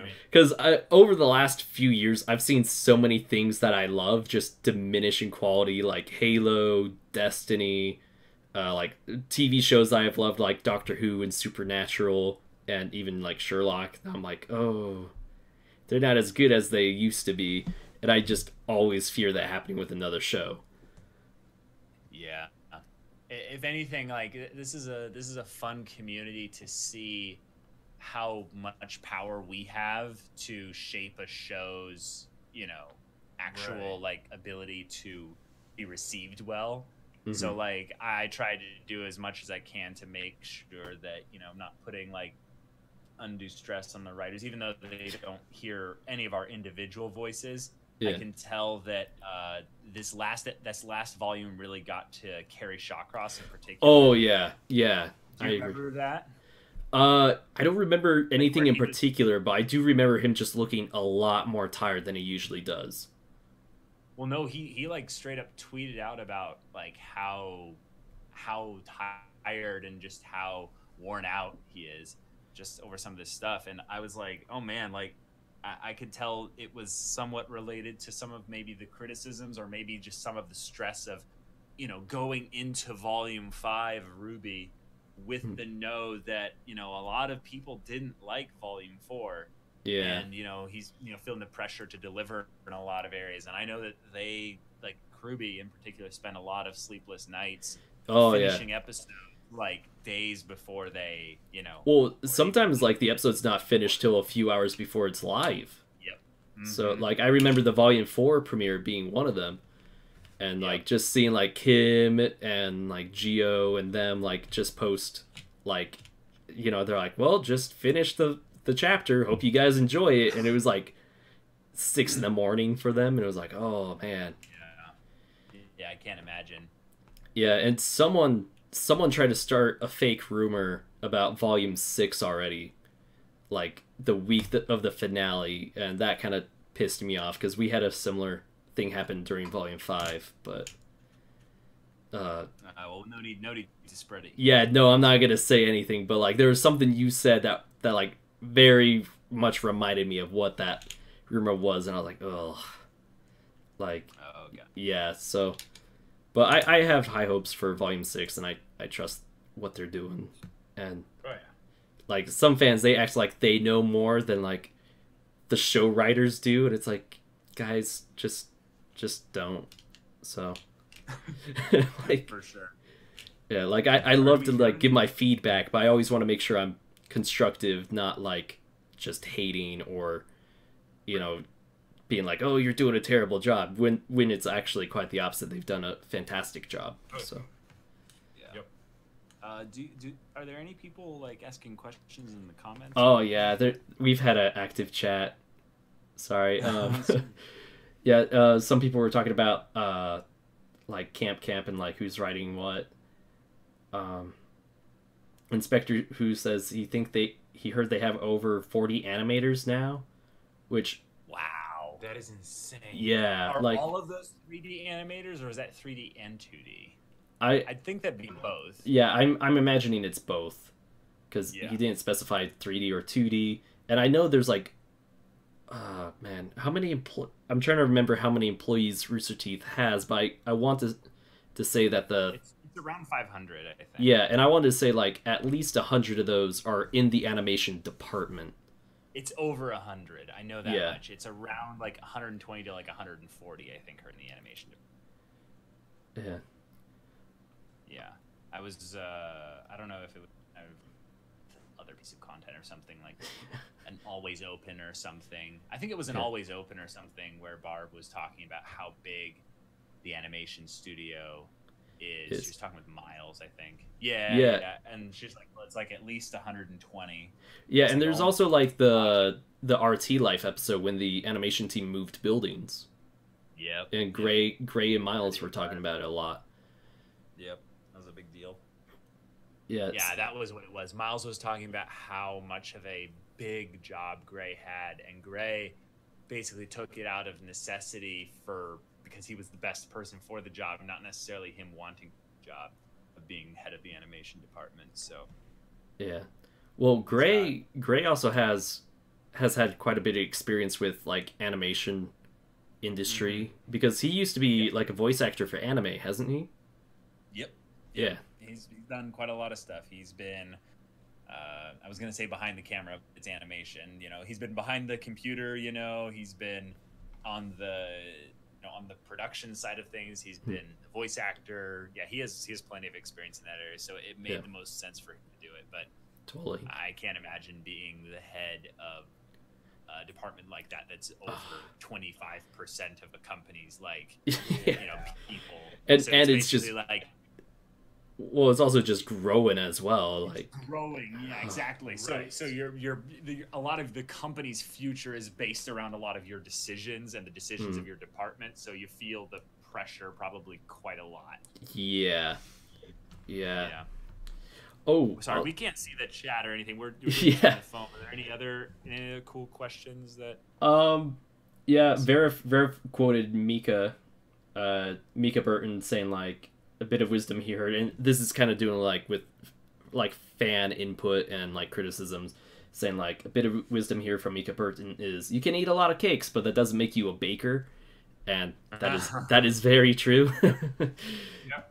You know, like a lot of people try to act like they are, but like, oh man, Ruby and Mino, I see like a lot of people claiming they could write the show better than who it is, or like that. I mean, that's not just RWBY fandom alone. That's like any fandom. There's always people out there claiming they could do better. You do not know how hard it is until you've done it. Oh, dude. Absolutely. I could barely write scripts for my own YouTube videos. Like, I like write the scripts, and then once I like try to act them out and stuff, I'm like, nope, this doesn't work. I'm gonna go with improv.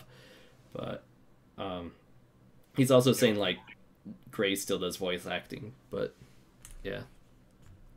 Cool. I was able to go in. I was able to go in and check the chat. I can now see it now.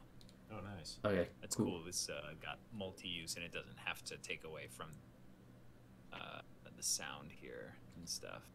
Yeah. Okay, AC and Gears' Arms is asking, do you think they'll get new voice actors for Genlock, or do a mix of new voice actors and some Rooster Teeth's own people? I think Shannon McCormick is in it. I'd say they do a mix, right? Yeah, I think it's a mix. I mean, it's a new project, so they probably don't want to spend as much money on RWBY as they do, as much money as RWBY does on like voice actors. Yeah. Right. But I can see like what was that point where we thought they were going to be hiring like Prosody? Yeah, that's a good point. This is something that I don't know if this is actually happening. But I don't want to start a rumor or anything. But Prosody went to Rooster Teeth. He was on fan service. I knew that. Yeah, and he went on a couple of their shows and such. But I think if anything, he probably declined their offer because of just the way it looked. But I think they might have offered him a voice acting role in one of their shows. Yeah, like honestly, Pros D's like my favorite Viner, and I follow him on Twitter. So when I saw he was visiting Rooster Teeth, I was like, please tell me you're gonna be on fan service or maybe voicing a character in RWBY or Genlock. But I guess we'll just have to see. Genlock started in one of the voices, Prosody. Well, here's something I'll try. There's no way it's gonna work, but I'm gonna be visiting Rooster Teeth in early March, and when I go there, I'll see if like, hey, would you mind if I said like a throwaway line that you could put in like a Nomad of Nowhere like background character or something like that? Yeah. They'll probably be like, no way, dude, no. Yeah. But like a I lost my shoe comment or something like that. Yeah, they just oh, that's my uncle. Yeah, oh, that's my uncle. Yeah. Oh man. Yeah, I love the guy at the crowbar. Oh, gee darn it. Yeah. Oh, gee darn it. Yeah, gosh. I love like the little things they throw in there. But Oh, someone's saying that they're thinking about Jen Brown, Pyrrha. Yeah. Audition. That would be Pyrrha, Carolina. Legit. Yeah, I'm really surprised we didn't get Caitlin Glass in RWBY Volume 5 since I know she visited Rooster Teeth. Oh, that's a good thing to think about. Think about the voice actors or actresses that have visited Rooster Teeth in the last year but weren't on RWBY. That's how you can figure out like some of this stuff by process of elimination. Great comment, Vareth. Well, I have to look up who Caitlin Glass is. Was she Winry in Full Metal Alchemist? Oh wait, she did who in Full Metal Alchemist? Yeah, but I think then Caitlin Glass was in RWBY Volume 5. Someone was saying that Summer Rose, voiced by Jennifer Hale, or Grey Delisle. No, it's Anna Holm for Raven. But either of those two would be fantastic. Stoic. I have a huge. I love Grey Delisle. I was about to say something inappropriate, but I love Grey Delisle. Like I love Grey Delisle, but Jennifer Hale has the badass female voice that you can't just give to someone like Summer Rose. You have to save her for someone that's like that's on like Ironwood's level of Imperial. Someone that feels like they walk and they have the swagger, they exude power. Like Summer Rose, I feel like it would be too much like RWBY. So Grey Delisle makes more sense, but Jennifer Hale could have done Salem. Now I'm picturing Azula, like Azula voice. I mean, I'm in love with Jennifer, but I lust after Grey. I correctly predicted that Cliff Chapin and Monica Rial would be in Volume 5 since I knew they had a connection. Cliff Chapin, the voice actor for Bakugo in the dub of MHA. Yeah, he was kind of a throwaway character though, but it was cool seeing him in the the show. Yeah, who did he play in RWBY? He was the. He's the punk that Yang punched. Yeah, but he has a specific name. He's like the Hick. It's like. Does he? Yeah, no, he does. It's not said in the show. It's not said in the show. This is the trivia stuff, Jacob. I had to figure out this stuff. It's like his name's like Shady like guy or something like that. It's something really stupid like that. Yeah, Shady Man. Yep. Oh yeah. Oh yeah. Shady Man. Yeah, I remember seeing that in the name comments. Is literally Shady Man. Like that's about as barb pun. Yep. Yeah. As it gets. Yeah, she probably came up with it. Oh yeah. I don't think he had to. I don't know. It sounded pretty Rooster Teeth humor to do that. Around in the RWBY group there. Yeah. So I just looked up Monica and she played Sienna Khan. I remembered that. A lot of people thought Sienna Khan would be a bigger character because of like a professional voice actress, but then also how detailed her character was. But then that's the only one. It was short-lived. Awesome. That's the only one who really got shafted was the character designer for her because she spent all this time coming up with concepts. And then they saw the script. She was actually in the show is less than Zwei. Like, Laura Bailey, she voiced Amber. But Amber was in multiple episodes. Yeah, Amber was in like 3 or 4 episodes. No, Amber technically has a line. She says, "Please don't." Oh, See, this is the trivia, man. I have to know these things. 2 words. Wow. Well, she also had to like make sounds for like grunting sounds for when fighting or being shot. So. Yeah.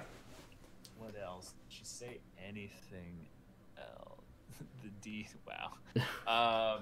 The only things that Amber said, she cried out in pain when the arrow hit her in the back. Mm-hmm. Yeah. And after she said, "Please don't," she screamed, and then when she woke up, she was immediately killed. Yep. So she said nothing other than that. Yeah. Oh man, Laura Bailey's like one of my favorite voice actresses, though. By the way, Travis Willingham is in Camp. Travis Willingham is in Camp, and he is my favorite character in Camp. Oh my gosh, that's fantastic. I have no words. Who is he? The voice actor? He's Laura Bailey's husband. He's Mustang from Full Metal Alchemist. Oh, okay. There's also Mustang, the Atlas Captain. Wait. Yes, the Atlas Captain in Volume 3 when like the ship's going down or something like that. This is Blues. This exactly. Is Blue 2. Doing something. Yeah. This is Blue 1. Blues 2 and 3. Fall into defensive position. And then they all die, don't they? Yeah. Yeah. Yeah, he does have great vocal range. AC Gears and Arms. Yeah. Okay. I really want there to be kind of a constant kind of cameo thing with the voice actors in RWBY. Yeah. So they keep us guessing like, ooh, who's the new crazy voice actor or voice actress they got, but not really have them overtake the show, because I was a little bit worried when Vic Mignogna came onto the scene as Crow, because he literally stole the show. Yeah. And he stole the scene every time he was there, and he had all of his just great lines where he's like, "If I was one of your men, I'd shoot myself." Oh yeah. Yeah. Well, also he stole the RWBY panel at 2017 RTX. That is true. He just hijacked it pretty much. He just like wasn't even planned for it. He just kind of showed up and he was like, "Oh hey guys," and just talked so much. And I think did you see the RTX ticket information? Like how they have a new like Weekend Plus tier. Are you talking about for 2018? Yeah, for RTX 2018. I think I just skipped down to the big one. I didn't really look at all the Okay, so there was like VIP, which got renamed to like something else, but there's like now a tier in between VIP and a Weekend Pass. There's like Weekend Plus. And both VIP and Weekend Plus, they have this thing like called Lounge Access. And after doing some investigation, Lounge Access was like, oh, there's like a special lounge just for Weekend Plus and VIP, and there will be like stuff like special signings and pictures that could be done there. They're like kind of impromptu, and there's like a soda bar and music being done in there. And I think what Vic did at the RWBY panel last year might have triggered the idea of that, because he was the only guest that he had to pay money for to have like pictures and signings. But then at the RWBY panel, he was like, "Oh hey, at like 2 o'clock in this room, I'm doing free photo ops and signings." Oh my god! So I think suddenly, like 500 people show up, you know? Yeah. So that was like one of the things he said. So I'm like, man, like I'm like that's kind of nice, but also kind of a dick move to like all the people that did pay money to meet you, you know? Like they have like what, one op to choose, and they're like, I'm gonna choose Vic and pay the extra money, and then he shows up first day, he's like, I'm doing free stuff, and they're like, really? But but that's gonna be fun for those of us, like Jacob and I are first time RTXers this year, so okay, we'll be going, and it'll be fun to see like what kind of things they have going on there for a lot of the people showing Rooster Teeth. Yeah, they got a lot of stuff, and each year it's kind of growing. Last year was kind of a bit of a mess because they had to do some experiments with security. So like their main like walk-on floor where all the vendors and stuff are, they had a metal detector, which is usually only for when you go to the room for the photo ops, and they only had like one working, or like one to go through, so the line was like miles long to get to the vendor floor. But then by about halfway through RTX, they finally opened up a different room to go into the vendor floor, and had like 3 to 4 metal detectors going at once, so it was a lot more smooth to get in. But it was a mess on the first day and a day and a half to get into the main floor of RTX. Dang. Yeah. Okay, well, Jacob and I will be militant, and we're the kind of people that work well in crowds. Very tall. Yeah. Oh, lucky. Yeah, I'm like one of those like medium height guys. I'm like I'm barely under 5'9", so I'm like, well, to some people I'm tall, but to a lot of people I'm short. So it's like you hang out with us at RTX or something. But by the way, are you going to RTX Austin? Oh yeah, definitely. I was gonna ask if you guys wanted to hang out while you're there. Yeah, for sure. Because last year, try and figure out a way to do a meetup like the day after. So I think we're gonna be there like the night before, and then stay until like the night after. So like the Monday after. Yeah, and then we'd leave like Monday night or something. Yeah, that'll make sense. We haven't fully situated it out, but we'll definitely be wanting to hang out and meet a whole bunch of people. Yeah, like I hung out with quite a few RWBY reactors. Like I hung out with Elephants Are Tasty, who's normally my co-host for this. The King of Lame. Arnold and I kept bumping into each other, so we hung out quite a bit as well. And there was like a lot of people that I ended up hanging out with, and some of them like I didn't know until like afterwards. Like they're like, "Oh, by the way, that was so and so from this YouTube channel." I was like, "Oh, I didn't realize that." So it's a it's kind of cool. We're a big community as far as the Rooster Teeth kind of group goes. But even then, like, there's a lot of people who you'll be like, oh my gosh, they do this awesome art blog. You have to check it out. They do some really cool stuff, on, like the Grim or the ships or something like that. And then there's people that do theory videos. There's people that do, like the lyric videos by Flint Ruby Nation. Oh, stuff. Yeah. There's people who do like all kinds of stuff. I think that's really fun. I in particular want to meet up with a bunch of RWBY people so we can all play the new RWBY board game. That's what I'm really excited about. I want to kind of like game that thing and make that a part of our channel at some point once we do some kind of like board game setup or what have you. Yeah, like I'm 5'1", shut at you giants. Oh, yeah, sorry, man. Yeah, for me, I'm kind of toying with an idea of doing a BlazBlue tournament for the RWBY reactors and stuff, which kind of got inspired by you guys inviting me to do the VYTAL Knowledge Tournament. And because I've been wanting to do something that like involves a lot of the other reactors and stuff, and this show accomplishes that to a point.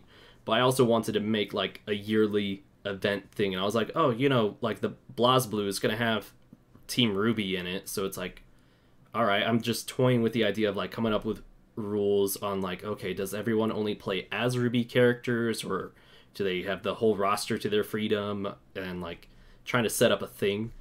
So that'd be kind of fun. Jacob and I aren't really into that kind of thing, but you know, it'd be fun to at the very least kind of like watch it and take a look. Yeah. And if anything, like we don't have any real like consoles or anything like that, so we wouldn't be able to, you know, play. Yeah. Yeah, you guys kind of said that on Twitter, but I was just saying like, hey, you guys did kind of help give me a little spark of an idea to try to work with. I mean, I got several months to iron out this idea until the game comes out. Do it, dude. Yeah, that's legit. Go for it. So. Yeah. Yeah. I mean the idea of having more interaction of the community with each other, since we're a global, you know, kind of group, is awesome, because that kind of connection stuff shouldn't be limited to just, you know, big events like RTX. Exactly. Yeah, totally.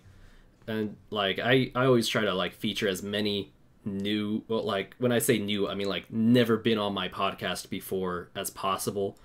And I think during Volume 5, I kind of got in the habit of having like the same rotation of guests and all that. And it's like I really need to get out of my bubble again on like finding new people. So like I know Arnold for Volume 5 has been watching a lot more than he did compared to like Volume 4 VYTALCast. So I'm thinking maybe if he has free time during the summer, I'll have him featured on, or at least have him in that BlazBlue tournament. So yeah, that sounds like something he would definitely be in on, because he's doing a lot of the Twitch stuff, moving video game side of things. Seems like a lot of fun. Ooh, yeah. RDWN. Yeah, thanks for the shout out. You're awesome too, dude. That is one of my favorite things to hear. That we got someone into a new show that they love. Yes. We are show evangelizers. We basically just broadcast like, these are the shows you need to watch.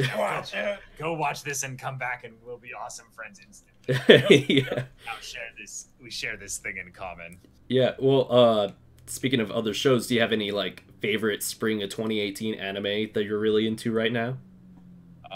Well, we don't really watch seasonally. But this isn't like a show. But if for some reason you or anyone else listening to this has not watched the movie A Silent Voice yet, you need to do that yesterday, because it is amazing. Yeah. It will rip your heart out, smash it onto the ground, and then try and put it back together. Oh man, incredible experience. That sounds like the Your Name to me a bit.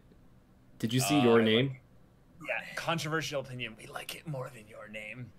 Really? People are like, Your Name. And I loved Your Name. Your Name is amazing, but like, this is maybe a little bit like, this has the best start to a story that like Mercy.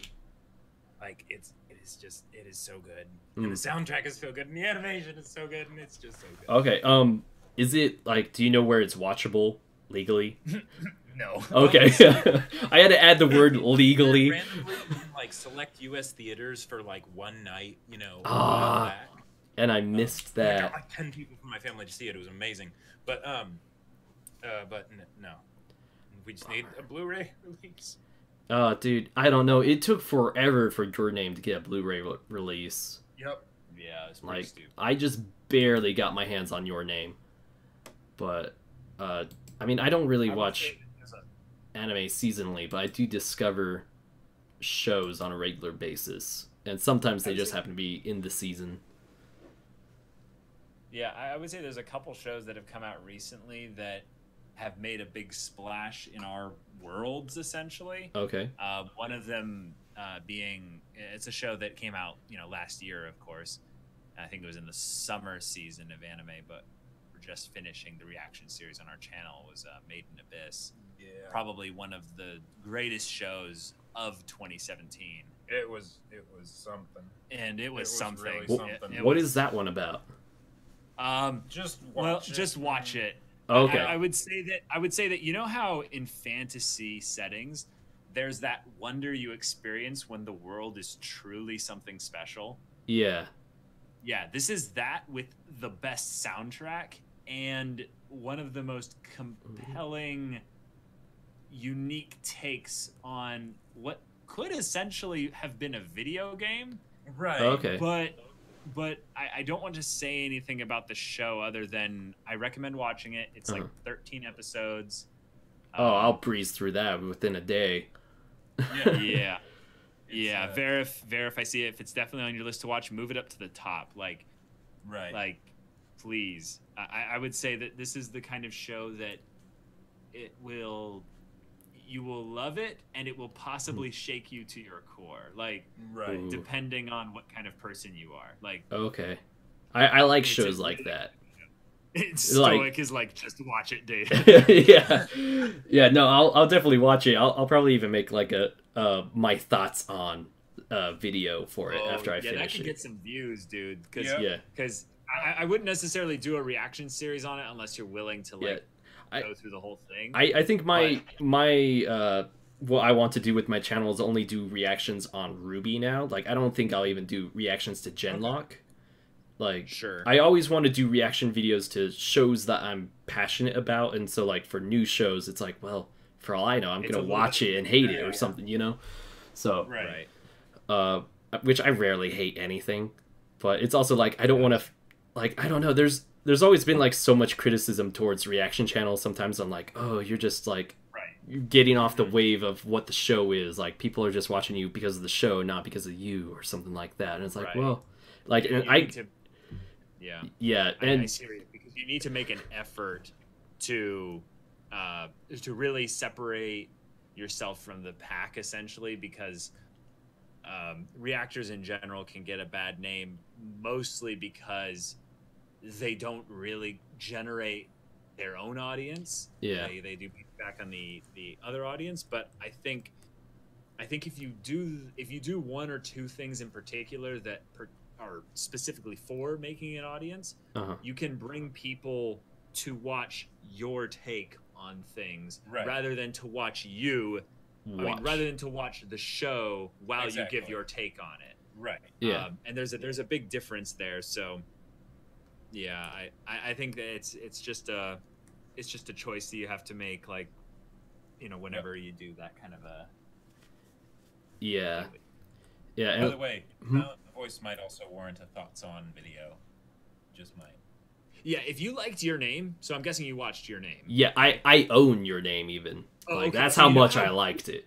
You know how beautiful Your Name is and how much it, like, hits you in the heart by the time you're done with it? Oh, dude, so, in the theater, I literally jumped out of my seat 3 times.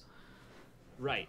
A silent voice doesn't give you any time to breathe. It hits you in the first, like, 5 to 10 minutes, and then it drags you along in, like, the best way. Oh, my gosh. For this emotional ride. So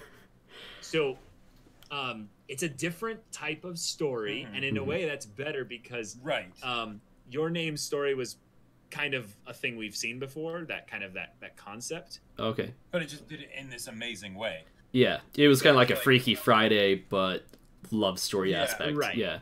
Oh yeah. Also, A Silent Voice has an amazing trailer that doesn't like spoil, you know, really anything about it. And so if or anyone listening, if you're on the fence about A Silent Voice, check out the trailer. It's 1.5 minutes long, and it doesn't spoil really anything. It doesn't spoil really anything. It gives you the concept, and that's it. It gives you the concept, and that's it. And the trailer itself is kind of emotionally moving. So yeah.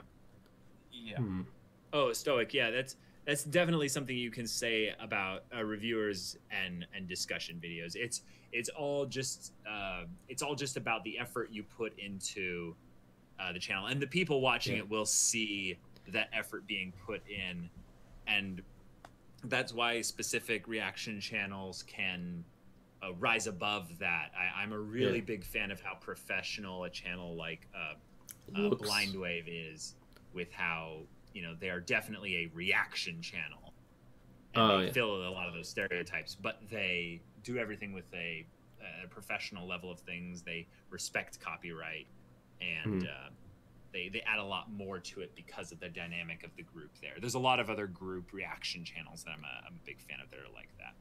Okay, cool. Okay. Yeah. No spoilers, Stoic. Don't worry. You're good. You're good. Yeah. No, I'm pretty sure, like, with how busy I've been lately, like, it will probably take a while till I see a silent voice, so I probably would have even forgotten said spoiler. I know I had to like force sponge my brain a few times with Volume 5 because there were a few people who wanted to do discussion videos like the day of the episode came out. It would include like a spoiler in the thumbnail and the title. And I was like, well, great. Like, Weiss being impaled. That was one of them. I was like, awesome. I'm going to have to try to forget that before I watch the episode. Because I was out of town when that episode came out. So I was like, ugh. Yeah. That was one of the things that Jacob and I just kind of avoided was we didn't go on the internet until we had watched the episode. Right. And we had so many other things we were doing in between. Like Jacob be writing, I'd be doing Ultimate Frisbee or something. Yeah. And then So that come made back, it easier. and then we'd come back and be like, all right, is it episode time? Yeah, it's episode time. Record. Yeah. And once we'd done that, then we'd go and splurge and we'd have all these notifications on Twitter and Facebook and, you know, YouTube and everything. We're like, oh, yep, the episode. Oh my gosh, yep. Yeah, YouTube, I thought, like, at least my subscription tab would be my safe zone. But it was, like, within my subscriptions that it happened. And I was like, really? It was like, I trusted you, but, like... Yeah, I don't even risk that. Yeah, no, with Volume 6, I'm definitely just, like, locking up my phone until I see it, so... I'm from the Game of Thrones fandom as well, so I'm used to basically like blacklisting every internet thing ever. Yeah. When I haven't seen an episode and it's live, or when I hear an episode got leaked and I'm like, oh crap. Dude, that happened a lot in their last season. Yep. Yeah. Speaking of Game of Thrones, my English teacher, when the first season came out, someone like gave him the book, and this was when he was like teaching college, so he read the book within like 3 days. And he held, like, the ending as hostage for, like, good student behavior. And he was... Because he was like, all right, everyone watch Game of Thrones? And everyone, like, raised their hands. He's like, I know what happens at the end of Season 1, so unless you guys behave in class, I'm gonna tell you who, like, the big things that happen. And he said he was, like, the most well-behaved class he ever had. Wow. Yeah. That's genius. Yeah. It's sadistic, but it's genius. Yeah. Oh, yeah. Because he was like, no one would have expected what happens to Ned. Like, so. Even though it's Sean Bean. Yeah. Yeah, with RWBY, you need to be careful with spoilers, especially if you aren't a first member. It's so true. There's a lot of good things that come from having Rooster Teeth focus their monetization on early access, because then the exclusivity of the content is only felt for those like very specific kind of Rooster Teeth type shows, but all their animation stuff eventually goes on YouTube. But you have, you know, that 1 week of time where there's this select maybe, you know, 20% of the fandom or something where they've all seen it. Yeah. And they're like, so should we talk about the thing? No, we can't talk about the thing. People. Yeah, and like I even did like many polls, and it seemed like well over half the fandom watches the episode on when it comes out on YouTube rather than on the Rooster Teeth site. Even though it's like pretty impressive, because those are your like, you know, Twitter people or your YouTube, you know, subscribers and stuff. But imagine like the general audience. I'll bet you the percentage doesn't drop too much, like maybe 30 to 20%, because the YouTube views aren't really high either. Like no. Yeah. I mean, they'll hit like maybe close to 1 million. Like a few of them would hit a little over. Like the finale, even though the finale was like #1 trending on YouTube for a while, it still only hit like 1.7. Yeah. Right. Oh man, that was like the day I just I made a tweet about it, and like all like Lindsay, Aaron, and Barbara all retweeted me. And I remember that. Yeah, Your tweet blew up. Oh, dude. Awesome. Yeah, it was like for like 3 or 4 days straight, my phone was just constantly going off, so I had to just completely ignore it. And it made it really difficult to like pay attention to when I get like a work text message rather than like a Twitter notification. So it was awesome, but also kind of like, guys, please, like it would make the Twitter app crash on my phone just by trying to open it. Wow. So your mentions are like absolutely just being destroyed. Oh, and yeah. you're like trying to find the settings thing to turn off the notifications. But like the app keeps crashing. Yeah, so you're like, no, pretty I can't much. do it. I have to go to your computer and try to do it there. I should have gone on my computer, but I didn't. But my computer was, I mean, my Twitter app was pretty much the Viper after he had fought the Mountain, you know? Like, it was dead. Definitely, without a question. Yep. So it was scrunched, as I like to say. But hey, we gotta wrap things up for us. Yeah. Sorry, this has gone on a lot longer than most of our channels, but I've really enjoyed it. So. Oh, thanks, man. Yeah, it was a lot of fun being here. Yeah. It's pretty cool. Yeah, and hopefully you guys get your recording station all organized sometime soon. I imagine that's very stressful. It's organized and stuff. It's just a question of us being able to use it 24/7. Yeah. Which, by the way, I envy you guys for being able to do that. Like, that is amazing. Yeah, that's been a real blessing to our Patreons and our patrons and stuff. Like, we had the RWBY. We started with RWBY Volume 4, but having these people really come around us because we focused specifically on developing community it's been a really big deal, and I can't really talk about how grateful I am for the whole thing, because Jacob and I as brothers working together is really the best part about it. But like getting to do this with all these other people just makes it 1,000 times better. Oh yeah, I bet.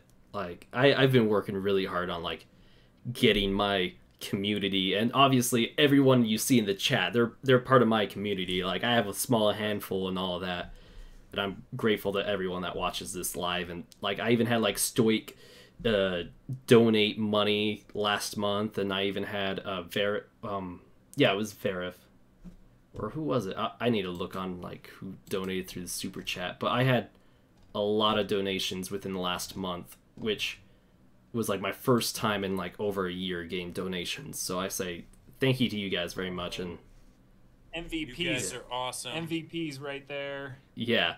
Shout out to all y'all. Oh, Verif's asking about any last comments about that trivia tournament you're doing. Our entry's still open.